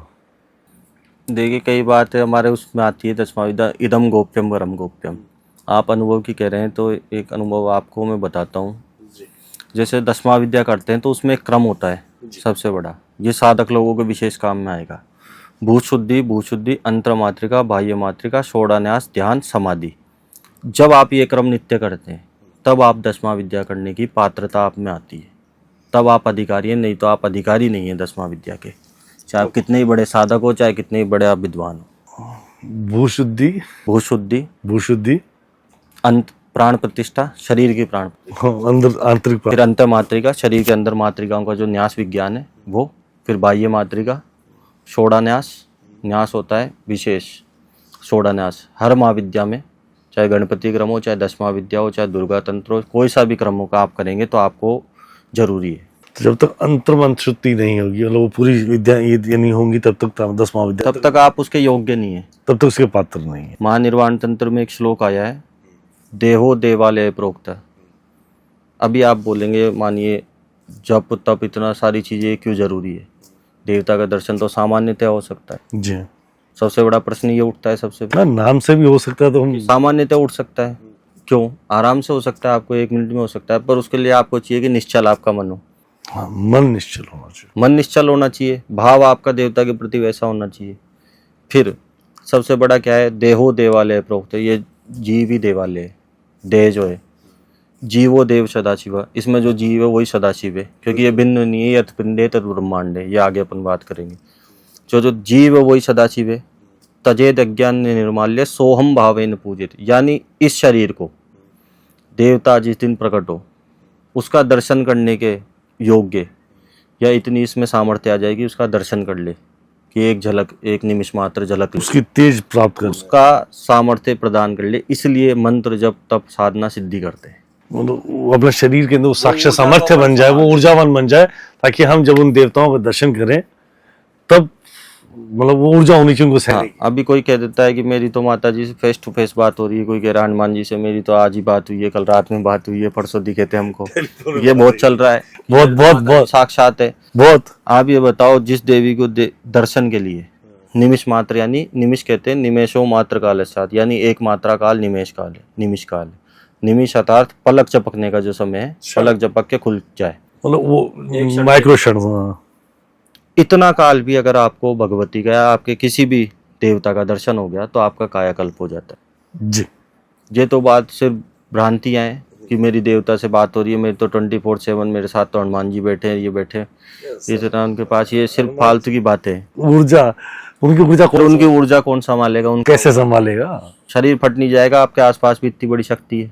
शरीर खुद का जो आसपास पड़ा है। आपने बड़े बड़े विद्वान साधु संत योगी सन्यासी देखे होंगे जी, वो आपको वैसे तो बताएंगे नहीं अनुभव, पर बताएंगे तो कभी आपको प्रेमवश बता दिया, किसी भी उसमें बता दिया तो आपको पता लगेगा कि वो यही बताएंगे कि अनुभूति हुई। हाँ, एक ही शब्द यूज हुआ आज तक, मतलब जितने अच्छे मैं विद्वानों से प्राप्त बात की मैंने, तो उनका एक ही शब्द होता है। मैंने पूछा, मैंने एक बार बहुत अच्छे विद्वान है और गहनता से मैंने बहुत क्षमा याचना करके उनसे पूछा, मैं सवाल पूछने अधिकारी तो था नहीं, मैं कहा आपने ये सिद्धि प्राप्त की और आपको वो प्राप्त हुए, आपने देखा उनको? बोले गण तक ही देखने को नसीब होते, वहां तक पहुंचने में क्षण भर अनुभूति ही होती है। अप्रत्यक्ष दर्शन थे, इसके अलावा दर्शन नहीं है। प्रत्यक्ष आपको बताता हूँ ना, जैसे आपने पूछा साधना का अनुभव, कई बार आप मान लीजिए साधना कर रहे हैं, साधना करने लग गए, आप बैठे हैं, कभी आपने देखा होगा आपको फ्रेग्रेंस आएगी बहुत अच्छी, इत्र की सुगंध आएगी, मोगरों की, ये क्या होता है, देवता के आने का संकेत होता है। कई बार पुष्पमाला गिर गई, कई बार कोई वस्तु और चीज़ हो गई, कई बार आपको स्वप्न में दर्शन हो गया देवता का, ये सब दर्शन के माध्यम है।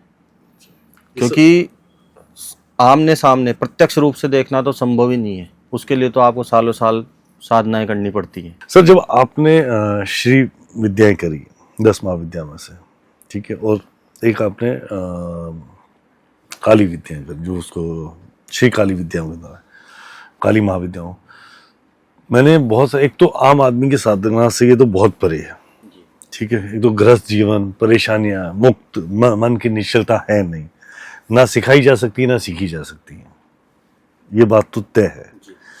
और इसके लिए गुरु वो चाहिए, जिस योग्य गुरु चाहिए जो आपको गति प्रदान करा सके हर तरीके से। तो जब आप काली विद्या प्राप्त कर रहे थे कपाली बाबा से, तो वो आपको पूरी तरह संपूर्णतः आपकी सुरक्षा में आपको आगे बढ़ाए जा रहे थे, तो आपकी कोई अनुभूति योगनियों से, यक्षिणियों से या इनसे कोई आमना सामना हुआ होगा सर? क्योंकि जब भी कोई महाविद्या होगी तो गण तो आएंगे, ठीक है, गण आएंगी, योगनियाँ आएंगी, यक्षिणियाँ आएंगी, डाकनियाँ आएंगी, माता आने से पहले तो पता नहीं क्या क्या आएगा, हजारों रूप आएंगे, हजारों रूप आएंगे, शेर नर मोंड, पता नहीं क्या क्या आएगा, कुछ भी आपको जानवर भी दिख सकता है, कुछ भी अनुभूति हो सकती हाँ कुछ भी होगा सर। तो आपकी अनुभूति कैसी रही होगी सर उस समय? एक समय पे हम आरा स्थान है बिहार में, आरा जिला, उसके अंदर एक सोनभद्र नदी है, बहुत प्रसिद्ध नदी है सोनभद्र, उसके बीच में एक स्थान होता है, जैसे लैंडमार्क समझ लीजिए आप, टापू मान लेते हैं, एक छोटा सा आइलैंड मान लेते हैं, उसमें वहाँ पे सिर्फ जीव जंतु और घना जंगल। तो जब नदी सूख जाती है तो बाबा वहाँ पे जाके साधना करते थे। तो बाल्यकाल से ही थोड़ा सा था कि हम भी देखें क्या होता है क्या नहीं होता है। तो मैंने बाबा से जिद करी, बाबा एक बार वहाँ पे लेके चलो, साधना करनी है। बोले कुछ हो जाएगा, मैं कि बाबा देखेंगे, आप हो तब तक तो कुछ नहीं हुए। तब गए तो दुर्गा का कोई क्रम की साधना कर रहे थे, रात्रि में करते थे 8 से सुबह 3:30 तक एक आसन पे, और उससे पहले सुबह का जो अपना नित्यक्रम है वो मध्याह्न का नित्यक्रम। जब बैठते थे तो हुआ ये कि प्रथम दिवस तो कुछ अनुभूति नहीं हुई, अच्छे से जाप करा। द्वितीय दिवस ये हुआ कि हम एक जैसे झोंपड़ी जैसी बना रखी थी वहाँ पे जंगल में, और उसके आसपास जो अपने तार बांधे थे वैसे बांध रखा था, लगभग होगा 100 गज का एरिया, और उसके बाहर तो घना जंगल और पीछे नदी, जिसमें भी वो शमशानी नदी जिसको कहते हैं, जिसमें शवों का संस्कार करते जी जी बिल्कुल, सोनभद्र में होता है। हैं। और आगे जो जंगल था उस एरिया में भी किसी समय बताते 300-400 साल पहले यहाँ भी कब्रिस्तान था अच्छा। किसी समय का। तो तृतीय चतुर्थ दिवस जब जाप कर रहा था तो रात्रि में कुछ अनुभव हुआ कि कुछ जीव खड़ा हुआ है बाहर। यार कुत्ता वगैरह कुछ होगा, छोटा सा जीव है, कुत्ता बिल्ली कुछ ना कुछ होगा, जंगली कुत्ता है कुछ, अनुभव नहीं। आराम से जाप कर रहे थोड़ा समय व्यतीत हुआ तो उसने आवाज़ लगाने शुरू की, हू। इतने में पता लगता है कि ये सियार है, क्योंकि साधना में कई बार सियार का भी आपको दर्शन हो सकता है। अब उस समय, आज तो मैं आपको कैसे बता दूं, उस समय स्थिति ये थी कि जाप इस प्रकार हो रहा था, गोमुखी ऐसे वाइब्रेशन हो रही थी। चलो वहाँ भी कैसे तैसे चल गया कि जीव है। मैं किया या यहाँ गया तो बाबा तो सो रहे और हमारे पास सिर्फ एक सुरक्षा उपकरण के नाम पे सिर्फ एक इतनी बड़ी कटार थी, 2 डंडे थे और हम 3 जने थे मात्र। 2 तो हम थे जो साधना कर रहे थे, एक बाबा थे, तो बाबा सो गए थे। वहाँ से 7-9 हुई, अगले दिन सुबह उठे तब देखे तो वहाँ पे तो निशान भी नहीं पैर के, जबकि बाहर की मिट्टी गीली थी। तो ये कुछ अनुभूति हुई होगी। अगले दिन जब रात्रि में हम बैठते हैं, तो आपने पहले बाबा से चर्चा करी इस बारे में?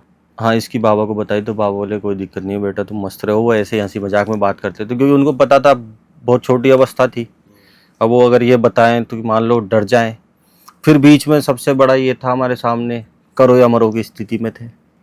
बचपन से गुरुजी ऐसे गुरुजी के साथ में रहे, गणपत जी गुरुजी के साथ में, सब पता था। एक दिन ये हो गया कि पिताजी को फ़ोन लगा दिया बाहर कहीं आके, दूसरे को बोल के कि उनको बोलो कि हम तो आ रहे हैं वापस साधना छोड़ के।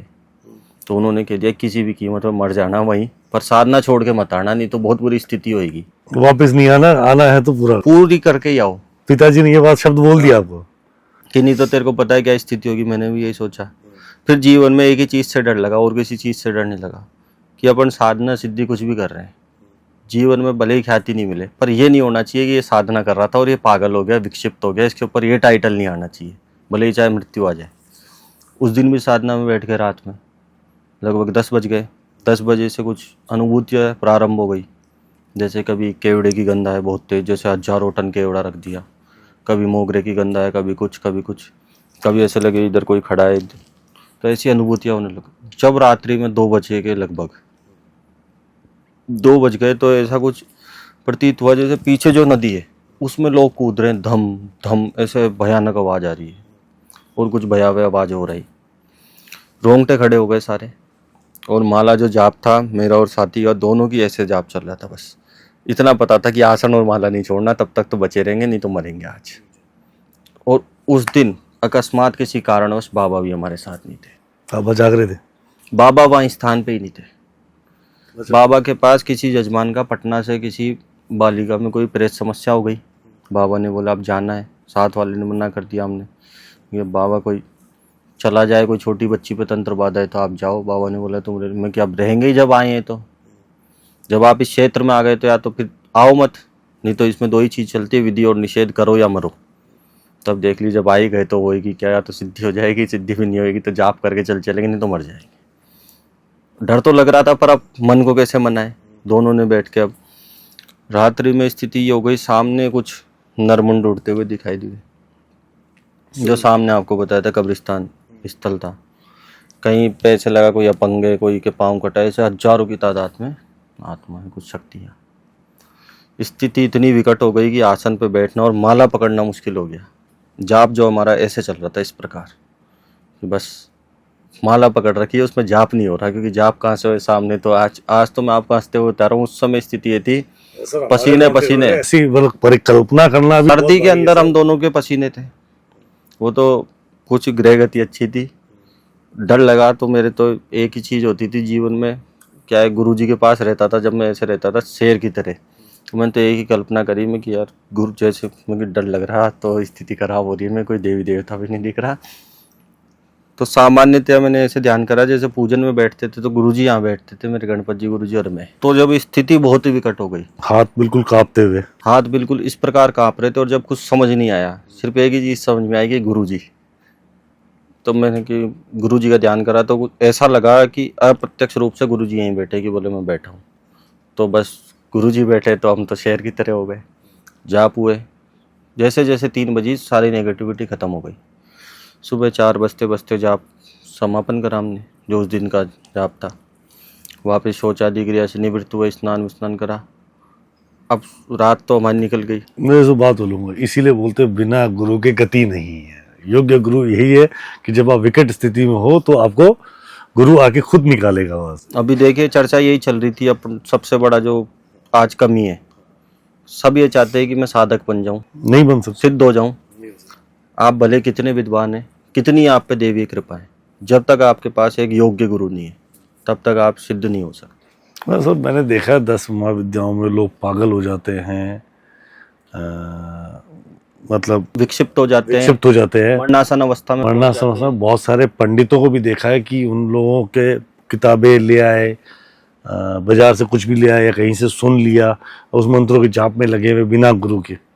तो आधे से ज्यादा जो पंडित विक्षिप्त है, उन्होंने अधूरे ज्ञान में संपूर्णता प्राप्त करने की कोशिश करी। और बात सबसे बड़ी यही विडंबना है तंत्र मंत्र से रिलेटेड। हर व्यक्ति चाहता है कि मेरे पास कोई शक्ति हो, शक्तियाँ मेरे अधीन हो, कि मैं चाहूँ तो उड़ जाऊँ, मार दाड़ कर दूँ, शक्तिमान बन जाऊँ, पर ये संभव नहीं है। और इसी चीज़ के चलते हर व्यक्ति जाता है, सबको बुक से लेकर पता है। आज आप डालोगे कि तंत्र की कौन से ग्रंथ है, तो आपको बिना गुरु के वो बता देगा गूगल, पूरा गूगल बता देता है जी।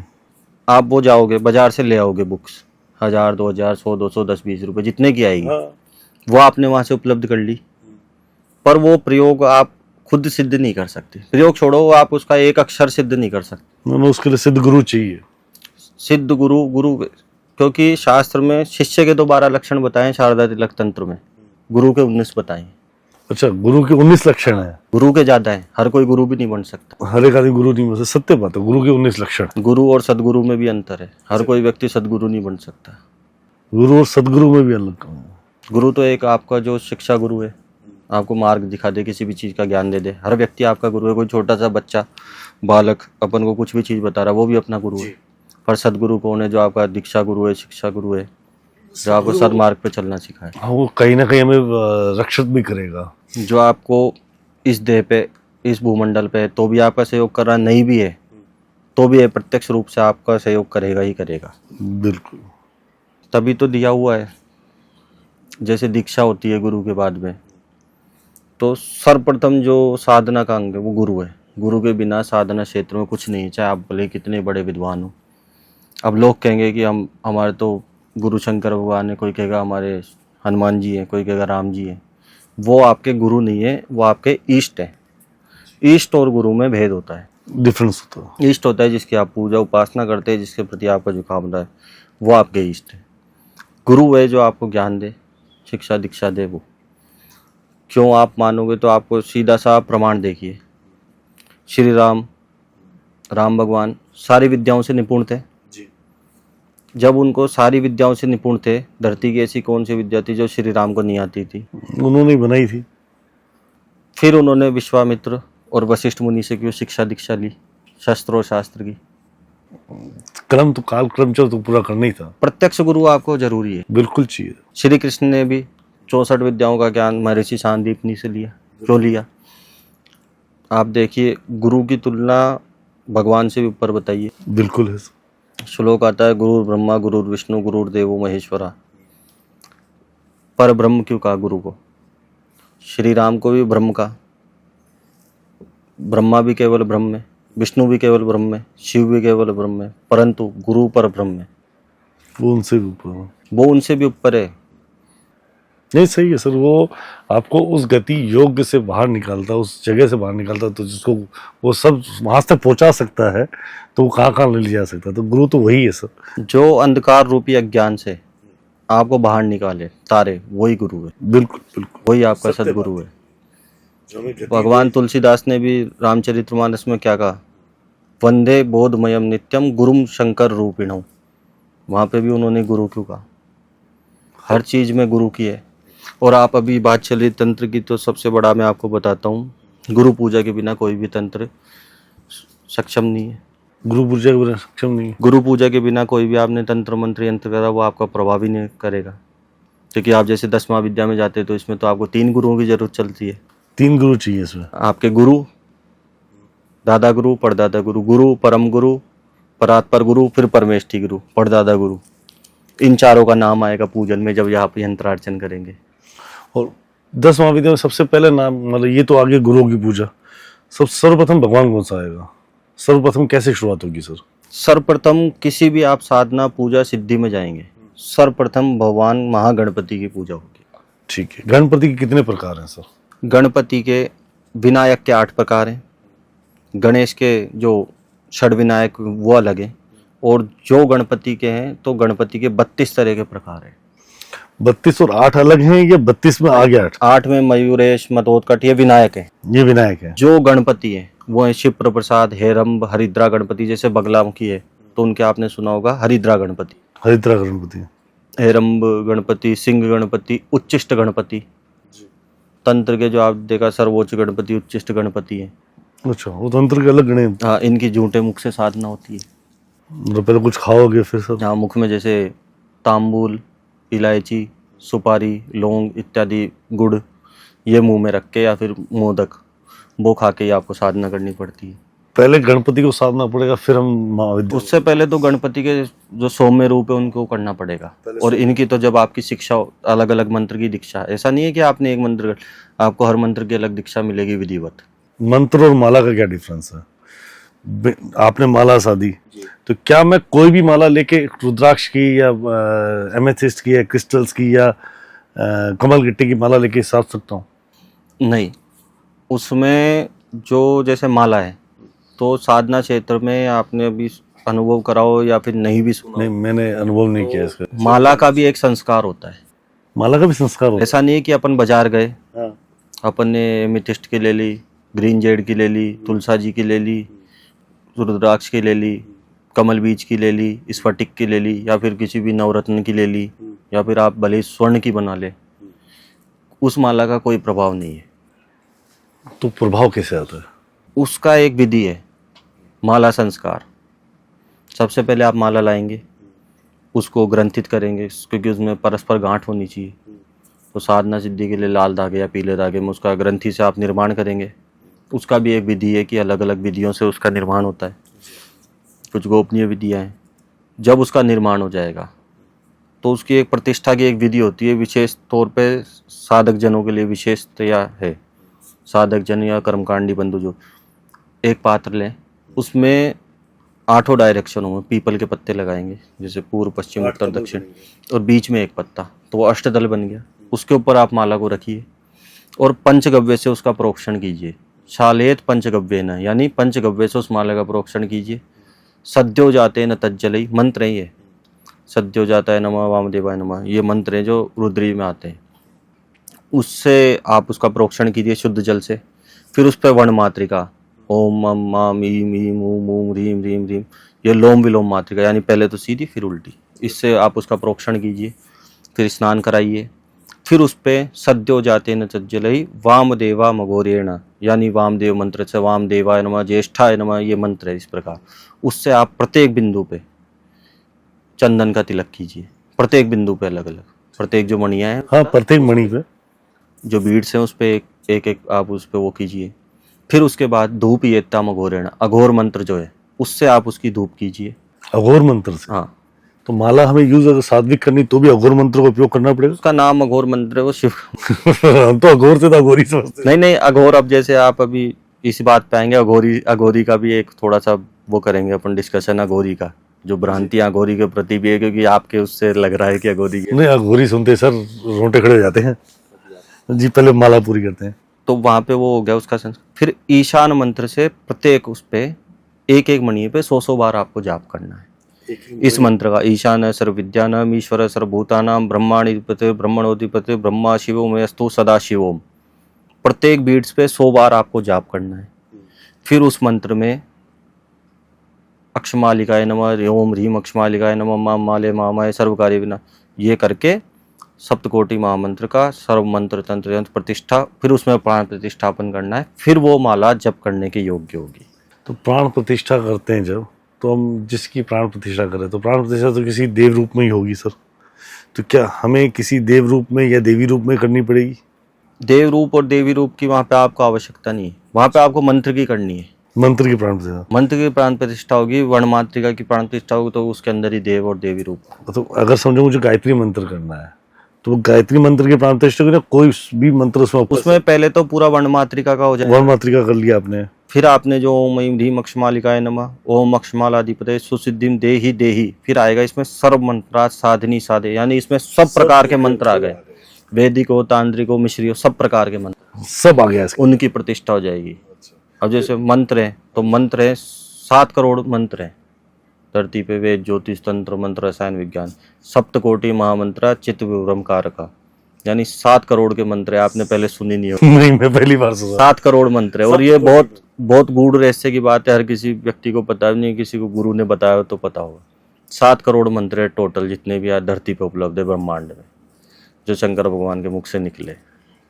तो उसमें आप किसी भी मंत्र का आप जाप इत्यादि कर सकते हो। जय श्री महादेव महादेव महादेव। तो 7 करोड़ मंत्र से नाम ही लिखने में नाम निकल जाएगा। तभी इतने सारे ऋषि थे, ताकि हर चीज उनके पास अलग अलग समय पर व्याख्यात थी। इसका तो क्या, मंत्र के ऊपर एक अलग से पूरा वो बनाना पड़ेगा एक। हाँ सर, मैं 3 घंटे में पूरा दिन लग जाएगा मंत्रों में। सर आप बात करें ऋषि इत्यादि लगे। अभी जैसे आपने चर्चा की थी अघोर, अघोर अघोरी, तो आपने तो ऐसा इल्यूजन बना दिया कि नहीं, अघोरी तो सर, मार काट।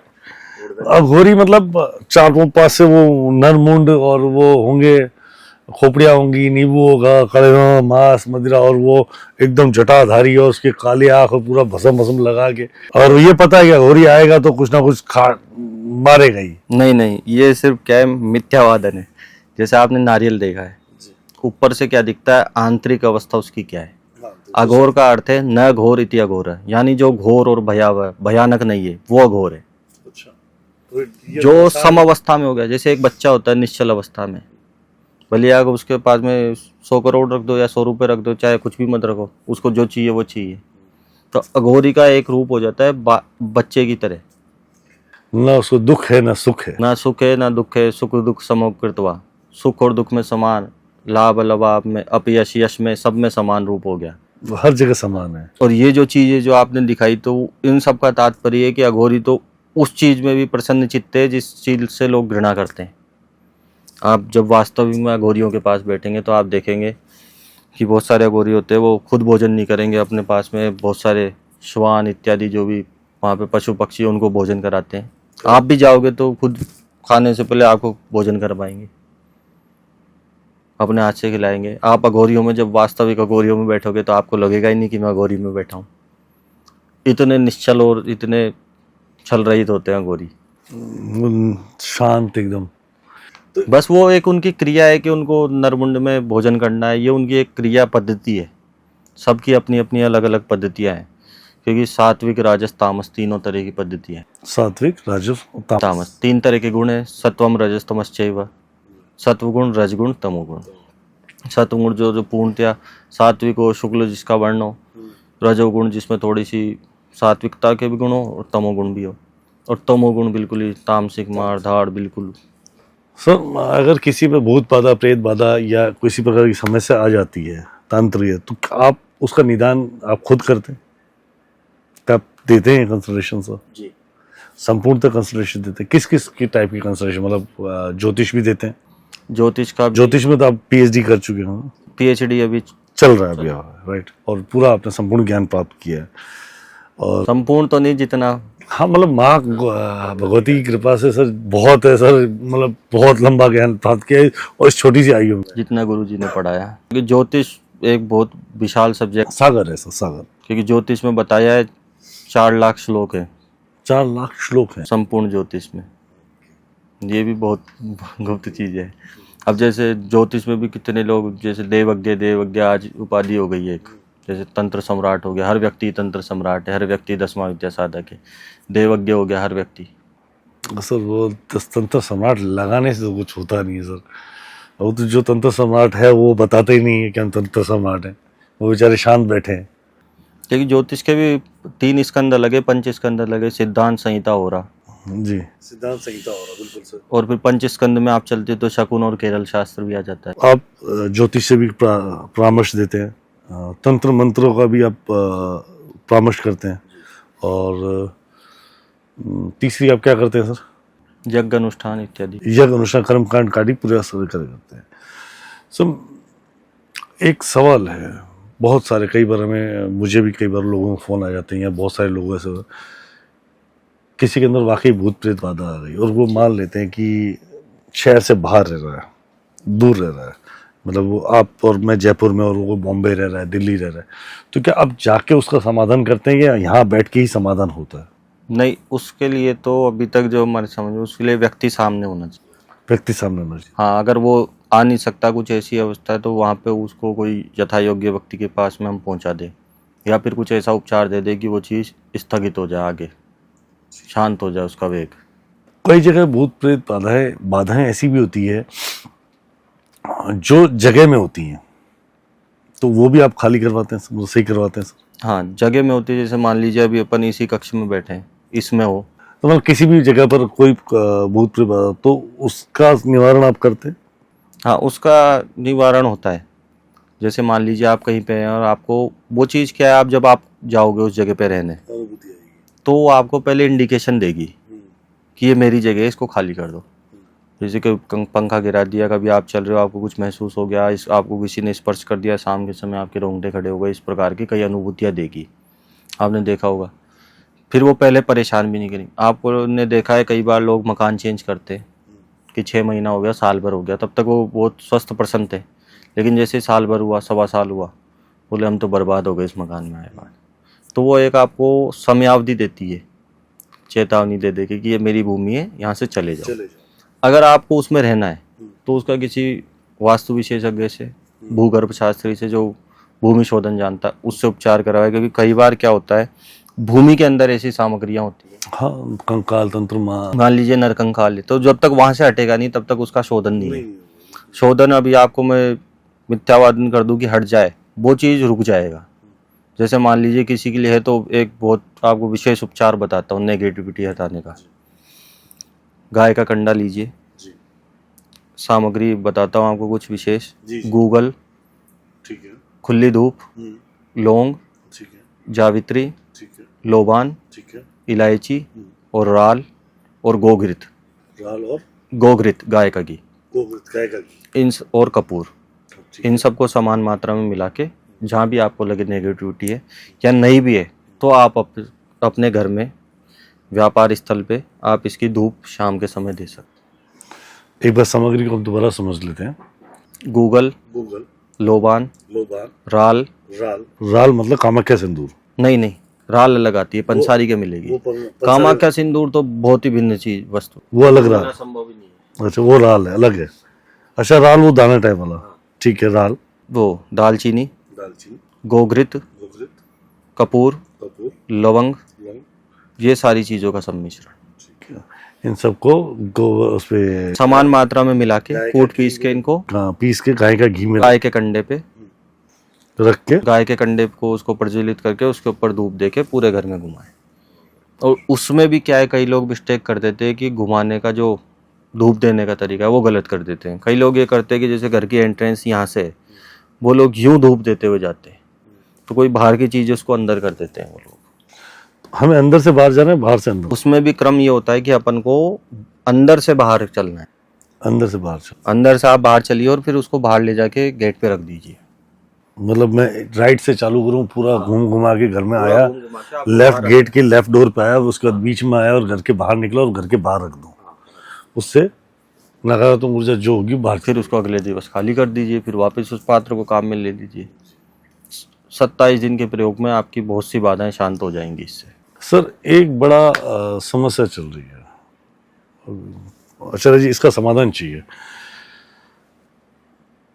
आजकल क्या है कि बच्चे और बच्चियां, यंगस्टर एक दूसरे ऐसे आकर्षित हो गए जिसकी कल्पना नहीं कर सकते, और दूसरे धर्मों के प्रति भी आकर्षित हो जाते हैं, तो उनका अनुच्छेद करवाना, उनका अलग अलग करवाना, जो कि हमें पता है गलत है, गलत हो रहा है, माता पिता को पता है गलत है, तो उन सबको अलग कैसे किया जा सकता है?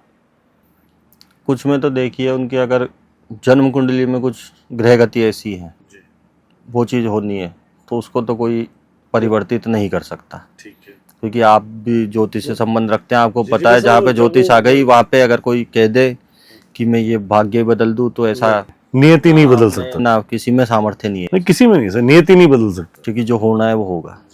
हाँ, कहीं पे अगर ऐसा होता है कि उसके भंग के दोष बन रहे हैं तो उसमें आप उपचार कर सकते हैं। कोई सामूहिक कर लिया गया किसी, जैसे वशीकरण कर दिया गया हो, या हमें ऐसा लग रहा हो कि किसी पे कुछ जादू हो गया, या किसी ने कोई जबरदस्ती मोहित हो गया, कोई कारणवश मोहित हो गया। कई बार तिलक से ही मोहित हो जाता है आदमी। हाँ, तिलक में होता है ना पूरा। तो उस बच्चे को वहां से, बच्ची या बच्चे को वापस कैसे निकाला जाए?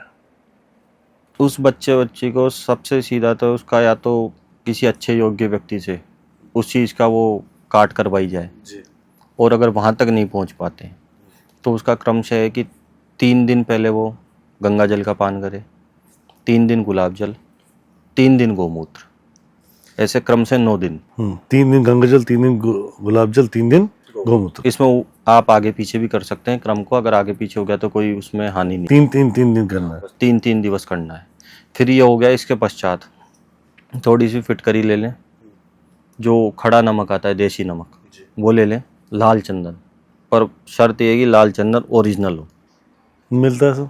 मिलता है, ऐसा कुछ भी नहीं है धरती पे जो उपलब्ध नहीं, बस प्रयास करना पड़ेगा थोड़ा। क्योंकि लाल चंदन में भी आज ये है कि किसी भी चीज़ की लकड़ी पे आपको चंदन का तेल लगा के उसमें गंध डाल के आपको जान काटनी हो तो आपको लाल चंदन बता देंगे उसको, चाहे वो अल्डू की समीदा हो। तो ये सारी चीज़ों को एकत्रित करके ताम्र पात्र में रात में रख दें। सुबह जब स्नान करें तो सबसे पहले इस लोटे को आप सिर पे डालिए, फिर स्नान कीजिए, तो इस चीज़ का प्रभाव धीरे धीरे निष्क्रिय हो जाएगा। लाल चंदन मिल जाता सर जी? अगर ना मिले तो लाल चंदन कोई सब्स्टिट्यूट है? लाल चंदन नहीं मिलता है तो हल्दी डाल लें। हल्दी डाल लें, क्योंकि लाल चंदन भी आजकल कई सामग्रियां ऐसी हैं कि अगर जानकार नहीं है तो आप पैसे भी देंगे और फिर आपको गलत चीज़ हाथ में, गलत चीज़ आती है। तो अभी जैसे आपने बात करी थी काम्य सिंदूर, आज ट्रेंड चल गया काम्य सिंदूर और कामाख्या का वस्त्र। वस्त्र इतना वहाँ पे गिना चुना वस्त्र होता है, अब हर जगह चल रहा है काम्य सिंदूर, और उसका बना दिया कि काम्य सिंदूर आप रखेंगे, ये करेंगे तो धन वर्षा हो जाएगी। धरती पे ऐसा कोई तंत्र मंत्र नहीं है कि छत फोड़ के लक्ष्मी जी आ जाएगी, जो आज बता रहे हैं ये सारी फालतू की बातें हैं। कि एक आप प्रसन्न हो जाओ, मैं भी कह दूं कि ये अपना आजकल साधना करेंगे, कल यहाँ से इस पीछे वाली दीवार में से इसको फोड़ के भैरू जी आ जाएंगे, ऐसा संभव नहीं है।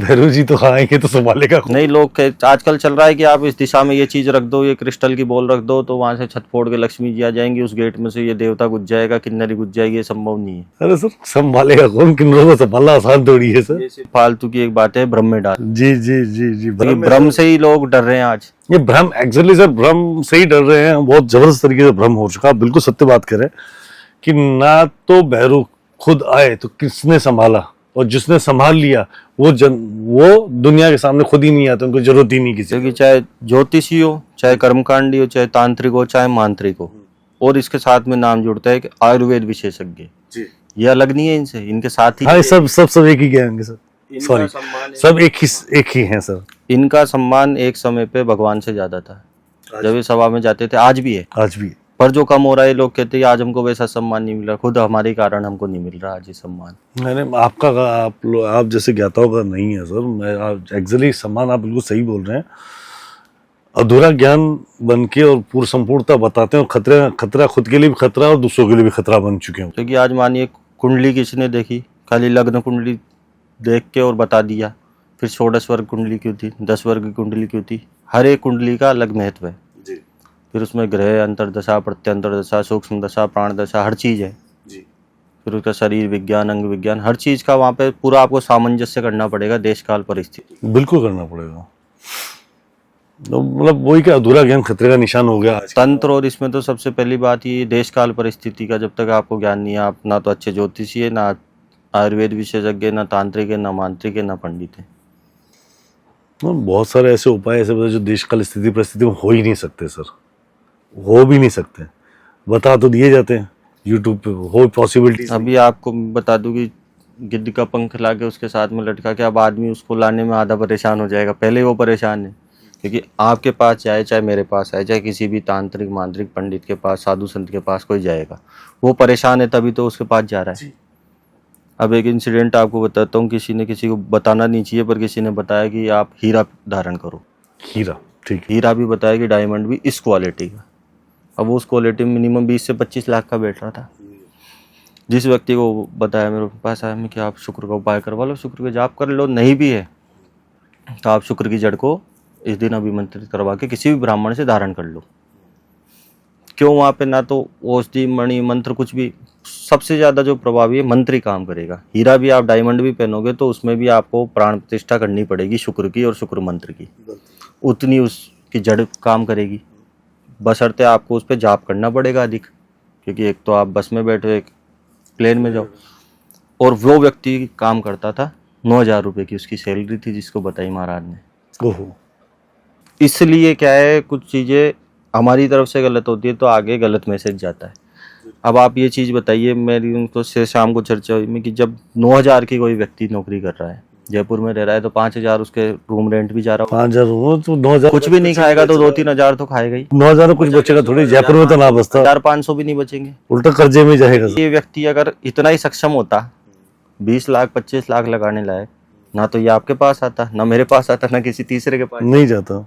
और ऐसा थोड़ी कि ज्योतिष वेद ज्योतिष तंत्र मंत्र यंत्र ये सिर्फ धनाढ़ लोगों के लिए, सबके लिए है, सबके लिए बराबर है, हर किसी के लिए है। उसका दूसरा सब्स्टिट्यूट है, दूसरा उपाय है। कहीं लिख रहा है कि स्वर्ण कलश है तो स्वर्ण कलश चढ़ेगा तो चढ़ेगा, पर कहीं नहीं है तो वहाँ पे मिट्टी का भी चलेगा, मिट्टी का भी नहीं है तो उसका भी उपाय है ना दूसरा। मतलब सॉल्यूशंस हैं, हर चीज का सब्स्टिट्यूट है, पर करने कराने वाले पे निर्भर कर रहा है। अब आपने यही कह दी मेरे को तो स्वर्ण कलश ही चाहिए, तो कहाँ से आएगा? हर जगह तो नहीं आ सकता। नहीं पॉसिबल ही नहीं। अब आप तंत्र में भी ऐसी चीज बता दो, ऐसी चीज ढूंढ के लाओ, आज कहाँ से लाओगे? बड़े बड़े तांत्रिकों को नहीं मिल रही, नहीं मिल रही सर। और बहुत सारी चीज तो गवर्नमेंट ने बैन भी कर दी, क्योंकि गवर्नमेंट ने बैन कर दी ना। अब आप ये तो रक्षा के लिए आप ये चीज पहनो, ये चीज धारण करो, वो चीज आज बैन है। अगर आपको कोई पकड़ लेता है तो कौन सा तांत्रिक आप चीज? नहीं, अभी एक बीच में महाराज मिले थे हमें, उन्होंने बोला कि मृगशाला रख लो। भाई मृगशाला रख लो तो पहले गवर्नमेंट बैन है। मृगशाला रख तो लो, बहुत अच्छी बात है, साधना सिद्धि। फिर उसके लिए क्या है, अब तो आप रख ही नहीं सकते। पुरानी भी कब आप रख सकते हो? जब गुरु शिष्य परंपरा से हो और आपके पास कोई अधिकृत वो है मठ मंदिर, तब। और उनको भी नहीं लाने का अधिकार नहीं, क्योंकि गवर्नमेंट से बैन है। वो 1873 कोई एक्ट है वाइल्ड लाइफ का उसका, और इसमें अगर आप पकड़ में आते हो तो आपको मोदी जी भी जमानत नहीं करवा सकते। साधारण व्यक्ति की छोड़िए, पीएम सीएम भी आपकी जमानत नहीं करवा सकते। अब ये कह दे कि आप तो सारे दिन वो शंकर भगवान के बरोबर ही करो, आप तो बाग आंबर लपेट के घूमो, तो ये संभव नहीं है। देश काल परिस्थिति, वो समय अलग था। अब बरोबर ही करते तो उस समय के तांत्रिक तो हवा में भी उड़ते थे, आज कौन उड़ रहा है? उस देश काल परिस्थिति के साथ में सारी चीज चेंज हो गई। अब किसी के मानिए आप ज्योतिष में आपने देखा होगा, हजारों कुंडली में चौपाया योग है उसके, और उसके बाप दादाओं ने भी गाय भैंस नहीं पाली, फिर वो योग कहाँ गया? योग है, आज भी है, उसके पास 4 व्हीलर है घर में। वो आज का चौपाया वो है, देश काल परिस्थिति के साथ। चौपाया बदल गया। पहले गाड़ी घोड़े होते थे, अब ये गाड़ी घोड़े हो गए हैं। अब जैसे निधि लक्षण आएगा कि जो खजाना ढूंढते हैं कई लोग, ये सबसे गलत कर्म है, इसमें बहुत सी नुकसान होता है। बहुत लोग मृत्यु से, बहुत लोग, आज सबसे ज्यादा लोग तो इसके पीछे भग रहे हैं कि हमको खजाना मिल जाए। वो मर भी तो गए सर। मर तो रहे हैं। आपका मान लो किसी ने 10 रुपए भी रखे, तो आप बिना सुरक्षा के उसको नहीं रखोगे, तो कोई इतनी बड़ी संपत्ति रख के गया है तो वो कैसे रखेगा? जी जी, वो तंत्र मंत्र साधनाओं से पैक करके गया, उसके ऊपर पूरी शक्ति रहती है बिल्कुल सर। फिर दूसरा, आप उसको निकाल नहीं सकते। निकाल भी लिया तो आपको अच्छे काम में, मतलब 80-90% तो सदकर्म में लगाना पड़ेगा, 5-10% तो इतना कोई चाहता नहीं है कि मैं लगा दूं। नहीं लगा सकते। फिर दूसरा ये है, उसमें सीधी सी बात है, आपने देखा होगा बहुत सारे बड़े बड़े तांत्रिक फेल हो गए इस चीज में निकलवाने। आपके सामने आया हुआ चला जाएगा। जो लोग सुन रहे हैं उनको तो नई बात लगी, पर कि जिसने अनुभव करा उसने देखा कि सामने आया हुआ भी कोयला हो गया। आपके भाग का नहीं है तो आप बड़े से बड़े तांत्रिक को नहीं आएगा। और अगर आपके उसमें है निधि, नीति में है, तो वो अमेरिका में या लंदन में खुदेगा तो भी आपके पास किसी ना किसी रूप में आपके घर बैठे आएगा। पर वो आपके उसमें होना चाहिए, भाग नीति में होना चाहिए, भाग में होना चाहिए। आपकी नीति में लिखा है तो सब कुछ मिलेगा। अब निधि लक्षण का श्लोक आता था कि जहाँ सिंह विचरण करे, श्लोक के अनुसार। अब शेर कहीं भी घूम रहा है तो वहाँ आप खोद थोड़ी दोगे, वहाँ थोड़ी मिलेगा। अब लोग कह देंगे कि श्लोक तो गलत सिद्ध होगा। श्लोक गलत सिद्ध थी, वहाँ देश काल परिस्थिति। उस समय ये था निधि लक्षण की, जहाँ शेर या व्याघ्र बाघ एक स्थान पे आके रोज बैठे सायंकाल के समय, उस स्थान पे निधि हो सकती है। उसके अलावा फिर दूसरा लक्षण देखना पड़ेगा। अब आज चिड़ियाघर में शेर, चिड़ियाघर आप कहीं भी बना सकते हो, जू उसमें कहीं भी रख दिया तो वहाँ थोड़ी है। फिर आप कहोगे कि शास्त्र गलत हो गया। वो देश काल परिस्थिति। फिर दूसरा, जब आपको इनको समझने के लिए जो आपको दिमाग चाहिए, उसके लिए आपको साधना की आवश्यकता है। उसके बाद जो परिक्रमा से निकाल, क्योंकि श्लोक का वास्तविक रूप तो जो पुस्तकों में है वो तो अलग चीज है, वास्तविक रूप आपको साधना से ही है।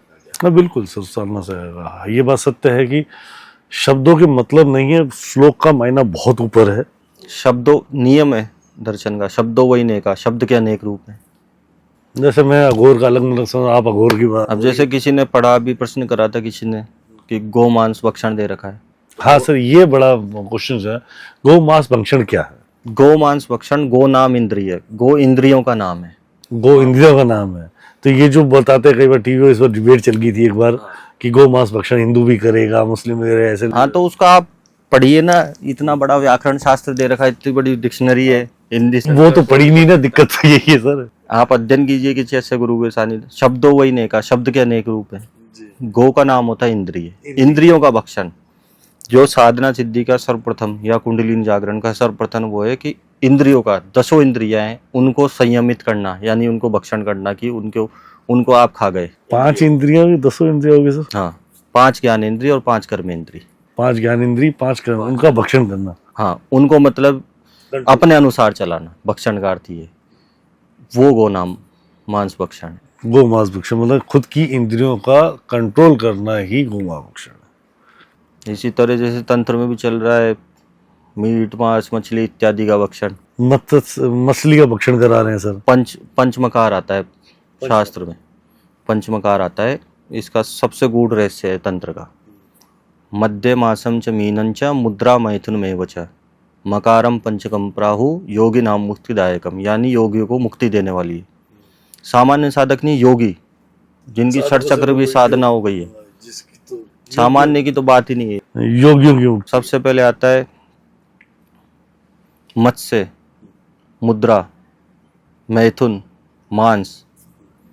तो मत्स्य से तात्पर्य क्या रहेंगे सर? सबसे पहले चलेंगे मध्य पे। प्रथम जो बिंदु है मध्य, मध्य का अर्थ वहाँ पे मदिरा इत्यादि नहीं है।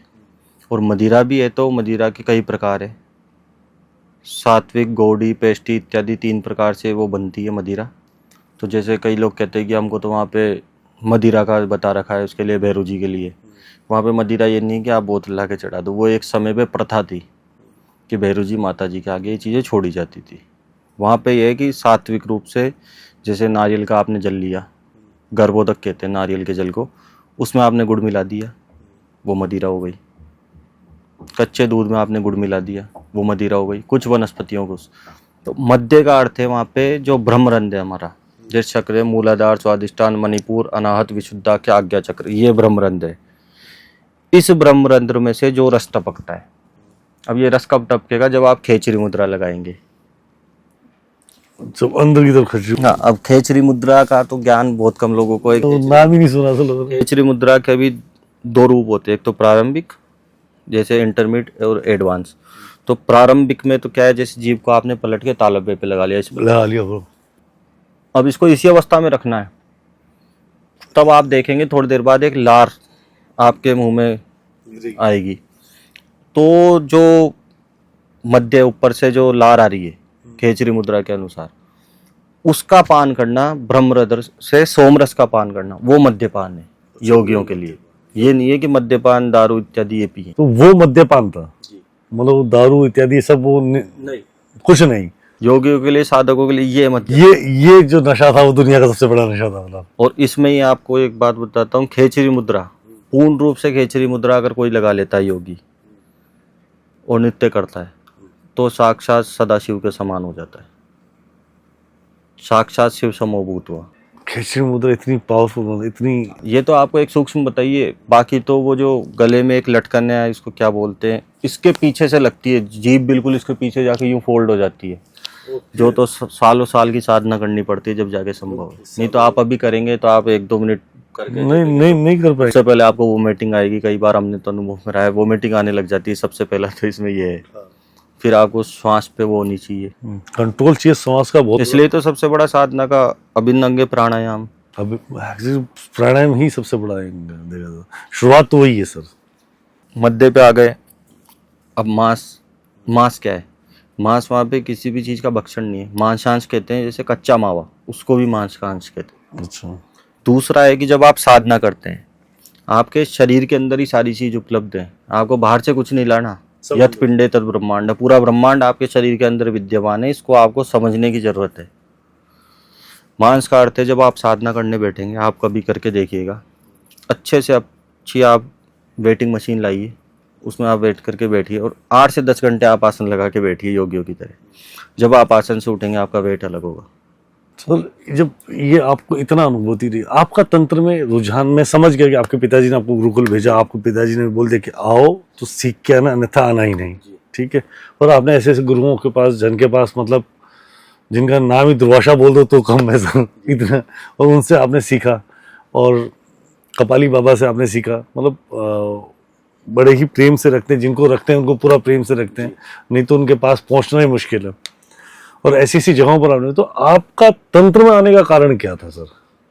देखिए, तंत्र में आने का वास्तविक कारण तो पहले कुछ शक्तियां देखना था, अनुभूति करना चाहते थे। किसी समय पे कुछ ऐसी अनुभूतियां हुई जो धरती की सारी चीज इसके आगे फीकी लगने लगती। जब कुछ ऐसी चीजें देखी जी। जब 150 वर्ष के कोई साधक देखे, 150 वर्ष का साधक दिखा। एक बार अनुभव हुआ था, आपको बताएंगे कभी। जब ये सारी चीज देखी, उसके बाद में जब इसका अध्ययन चालू करा, तब मैंने देखा कि व्यक्ति आयुर्वेद शास्त्री हो, चाहे ज्योतिषी हो, कर्मकांडी हो, चाहे टेरो हीलिंग कुछ भी करता हो, उसका नाम सुनेगा तो एक सम्मान भी रहेगा उसके मन में और एक उसके प्रति समर्पण रहेगा। लेकिन जैसे तंत्र और तांत्रिक का नाम आता है तो लोगों के मन में एक इल्यूजन या इमेज क्रिएट हो जाती है कि वो तो ऐसे हैं, मार धाड़ करते हैं, और तांत्रिकों का वास्तविकता तो कहीं छुप रही है। और जो अज्ञानतावश जो भी उनका रूप बताया, मीडिया ने बताया, चाहे तथाकथित तांत्रिकों ने, वो चीज़ आगे आती जा रही है। तो उस चीज़ को ख़त्म करने के उद्देश्य से तंत्र सीखा है कि जो जन सामान्य में तंत्र और तांत्रिक के प्रति गलत अवधारणा है कि तंत्र और तांत्रिक तो मारधाड़ है, ऐसा नहीं है। तंत्र से बड़ा ज्ञान का संगम और कहीं नहीं है, और तांत्रिक से निश्चल व्यक्ति कोई नहीं अगर वास्तविक वो तांत्रिक है। तो शांत आदमी, मतलब ना सम ना दम, वो खाली उदारता के लिए है। आया ही है ना, सर्वेर्था इन तन्यते, ये दूसरे तंत्र का है जो सभी अर्थों का विस्तार करे। त्रायन्ते च भयाज्जना, यानी जो डरे हुए लोगों की रक्षा करे, उनका त्राण करे, वो तंत्र। दो तंत्र, और वो करने वाला तांत्रिक है। नहीं, सही है सर, आप बिल्कुल सत्य बोल रहे हो। आज के डेट में जो अवधारणाएं चल रही है और जो मिथ्ये भी चल रहे हैं, और जो कुछ ऐसे सॉल्यूशन भी चल रहे हैं कि आप श्मशान में जाके ये कर लो या ये उपाय कर लो, तो वो भी आपको सोच समझ के करने चाहिए, मतलब लोगों को। इसका आपको भी सबसे बड़ा रीजन बताया ना, अभी आप बता तो हम भी देंगे यहाँ से आपको, मसान जागृत की क्रिया, ये वो हर चीज बता देंगे। योग्य गुरु नहीं है, योग्य हर कोई करेगा, उसको पात्रता नहीं है। पात्रता सबसे बड़ी पात्रता है। हर जगह आप हर चीज बांट नहीं सकते, नहीं बांट सकते। हर चीज का एक क्राइटेरिया फिक्स है। दूसरा, ये गुप्त विद्या और ब्रह्म विद्या इसलिए नाम था कि हर व्यक्ति को इसको दी नहीं जाए। नहीं दी जाए। अभी आप मानिए मारण प्रयोग किसी को भी सिखा देंगे, 1 मिनट में व्यक्ति को गुस्सा आता है, आवेश में आके वो किसी पर मारण कर देगा, प्रयोग चल गया तो वो आदमी तो चला गया। अब लोग कहेंगे कि हम नहीं, हमको तो सिखाओ, हम तो इसको संभाल के रखेंगे। ऐसा नहीं होता। क्यों? जब आप सामान्यतः अपन युद्ध कर रहे हैं तो कर रहे हैं। जब मेरे पास एक बगल में बंदूक होगी तो मेरी लैंग्वेज ही, शैली दूसरी हो जाएगी। हाँ, बात करने का तरीका बदल जाएगा सर। जब बंदूक होगी तो बंदूक की, और कभी एक क्षण ऐसा भी आएगा, चाहे मैं कितना ही ध्यान रखूं, वो बंदूक निकल ही जाएगी। हाँ, कितना भी शांत, एक क्षण आएगा, मूवमेंट आएगा। I just started. हर जगह इनका प्रचार प्रसार नहीं करना चाहिए। दूसरा, 10वां विद्या की अभी आपने बात करी थी, 10वां विद्या में तो इतना बताया, इदम गोप्यम परम गोप्यम, बिल्कुल गोपनीय है, इतना गोपनीय रखो। दूसरा उदाहरण दिया है, स्वमात्र योनिवद गोप्या, यानी अपनी माता की योनि के समान गोपनीय रखिए। तो 10वां विद्या में बात कर रहे थे, जो रुद्र रूप है उनके माताओं के, अगर वो तो संभालना ही मुश्किल हो सकता। जैसे 2 कुल है, श्री कुल, काली कुल, एक सौम्य और एक उग्र। तो उग्र तो जो साधक हैं उनमें भी जो विशेष है, साधकों से इस संभलने में नहीं आ रही, नहीं आती है। अब लोग चाहते हैं कि हम आज बैठे हैं आसन पे और कल बगलामुखी छिन्न मस्ता की साधना कर लें। कैसे संभव हो सकती है? बड़े बड़े योगी महर्षियों से नहीं संभली वो चीज़। अब आज कल तो ये भी चल रहा है टाइटल 10वां विद्या साधक के साथ साथ कितनों ने, जैसे ज्योतिष में देवज्ञ सम्राट और ये लगाते, एक ने लिखा 10वां विद्या सम्राट। 10वां विद्या सम्राट, आप ये कौन सा टाइटल है सर? आप ये कल्पना नहीं कर सकते कि मैंने 10वां विद्या साध ली। आपने मंत्र साधा है और मंत्र से वो देवता आपके प्रति आपको आशीर्वाद प्रदान कर रहा है। ये नहीं आपने साध लिया, क्योंकि आप ये समझिए जो शिव से नहीं सदी तो आपसे और हमसे क्या सदेगी। भगवती तो स्वयं शिव से नहीं सदी, शिव को ग्रास रूप में खा गई थी बिल्कुल। जब धूमावती प्रकट हुई थी, तो उसको आप और हम खा कैसे गई। साध लेंगे। वो उनका मंत्र साधा है, तो मंत्र के अधीन देवता है। आपने उक्ति सुनी होगी, देवाधीनम जगत सर्वम मंत्राधीनश्च देवता। देवताओं के अधीन संपूर्ण जगत है और मंत्रों के अधीन देवता है। तो जब आप किसी मंत्र की साधना सिद्धि करते हैं तो वो मंत्र आपके अधीन हो जाता है, और उस मंत्र के अधीन होने के कारण देवता आपके ऊपर कृपा करते हैं। ये नहीं है अपन ने साध लिया तो आज आपके अपने नौकर बन गए देवता, ये चीज़ संभव नहीं है। वो उनको भी वो चीज़ चाहिए, और जो अगर आपने गलत चीज़ साधी है, मतलब मनुष्य योनि से नीचे, मतलब प्रेत भूत बाधा डाकिना साधी, तो उनके उनके भोग देने पड़ेंगे। अब आपने जैसे बात चर्चा करी प्रेत साधना की, अब आज आप देखिए, आप है, मैं हूँ, ये हैं, कोई भी है, अपन को ही कोई व्यक्ति 10 दिन अधीनस्थ रख के कुछ भी काम करवाएगा, भले ही वो अपन को सोना चांदी भक्षण करा दे, अच्छे से अच्छे अपन वो कितने दिन अपन चाहेंगे उस 1 दिन 2 दिन नहीं, इससे ज्यादा नहीं हो तो सकता। प्रेत साधना है तो वो भी शक्तियां है ना, चाहे प्रेत साधना हो, चाहे यक्षिणी हो, किन्नरी हो, किन्नरात हो, हजरात हो, चाहे भूत बेताल जिन्न हो, जिन्नात हो, ये भी प्रेत साधना ही है पूरा। तो ये चीजें क्यों चाहिए। आपने देखा होगा जो ये प्रेत साधना अधिक करते हैं, सात्विक साधना नहीं, प्रेत साधना अधिक करते हैं, इनका आपने देखा होगा बड़े बड़े जो कर्ण पिशाचिनी साधक होते हैं, उनका अंत समय में कान फट जाता है, कान में विस्फोट हो जाता है, ब्लड आने लग जाता है। यक्षिणी साधकों के खुद ब्रह्म राक्षस बन जाते हैं, बहुत सारे आपने देखे होंगे प्रेत साधना। इसका क्या होता है कि सारे जीवन आपने किसी शक्ति को अपने अधीनस्थ बनना रखा मंत्रों के अनुसार, अब उस पर सही गलत दबाव डाल के आपने मंत्रों के आधार पर उससे कुछ भी कर्म करवाया, तो वो शक्ति तो अब वापस जाएगी ही जाएगी, अंततः तो वापिस। फिर दूसरा चाहे आप कितना अनुभव करिए, प्रेत साधना का अनुभव आपको अंत परंत एक समय होता है कि आपको अप्सरा, यक्षिणी, किन्नरी, चेटगी, हजरात, बेताल, ये आपको एक समय पे इमीडिएट फेम दिला देंगे, वो फेम दिला देंगे कि आप फेमस हो जाएं, पैसे दिला देंगे, शरीर में आपको जैसे अप्सरा होती है, कई मॉडलिंग वाले करते हैं, ये आपको एकदम से फेमस करा देंगे, सारी चीज़ कर देंगे। पर ये क्या है, एक त्वरित फल है, जैसे एलोपैथिक दवाई होती है, आपने अभी ली, सिर का दर्द सही हो गया।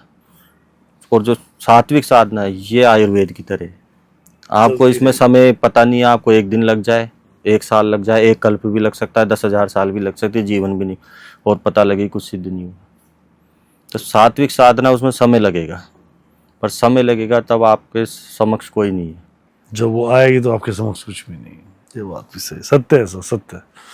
Right sir, right right right. Acharya ji, आज आपसे बात करके जो आनंद आया ना, जो अनुभूतियां मैंने प्राप्त की, बहुत ही अकल्पनीय थी। धन्यवाद। सो आपका पहले तो मैं बहुत बहुत आभार दूंगा कि आप यहाँ पे आए और आपने ये जो ज्ञान प्राप्त किया और जो मेरा निमंत्रण स्वीकार किया आने के लिए, इसीलिए पहले बहुत बहुत धन्यवाद करता हूँ। पहले तो आभार आपका। मैं आपसे एक निवेदन करूंगा, मैं आज चाहता हूँ कि आप आए अगली बार, बहुत जल्दी आप समय निकालें, जहाँ हम वाकई चर्चा करें कि तंत्र, तांत्रिक और क्रियाएं, इनका क्या मतलब है, कैसे पहचाना जाए, उनका क्या समाधान दे सकते हैं, एक आम आदमी कैसा, और जिनको बड़े परेशानी है तो वो आपसे कैसे कनेक्ट कर सकते हैं, राइट। तो क्या आपका जो टीम के कुछ नंबर्स यहाँ मुझे आप दे देंगे ताकि मैं वीडियोस में डाल देता हूँ, ठीक है। तो आप लोगों के लिए मैं बताता हूँ, मैं सर गुरुजी के जो इनकी टीम है, इनके शिष्य हैं, उनके नंबर मैं आपको दे दूंगा इस वीडियो डिस्क्रिप्शन में, और आप कनेक्ट कर सकते हैं गुरुजी से। अगर आप किसी प्रकार की बाधा से परेशान हैं, या किसी प्रकार के आप अपनी कुंडली का विश्लेषण कराना चाहते हैं, या किसी प्रकार के मंत्रों का विश्लेषण से आप समझना चाह रहे हैं, अपने जीवन को समझना चाह रहे हैं, तो आप गुरुजी से संपर्क कर सकते हैं। और संपूर्णतः आपको उनकी टीम आपसे इनसे संपर्क करने के बाद आपको एक समय मिलेगा, समय के अनुसार आपको संपूर्णतः आपका हेल्प भी किया जाएगा, प्रॉपर्ली सॉल्यूशन भी दिया जाएगा। तो मैं चाहूँगा सर, हमारे परिवार में से जो व्यक्ति आप तक पहुँचे उनका आशीर्वाद प्रदान करें, और मैं तहे दिल से आपको शुक्र करूँ यहाँ पे आने के लिए। धन्यवाद आपका। बहुत जल्दी आपको होता है। श्री राधे सर, श्री राधे। हर हर महादेव, राधे राधे।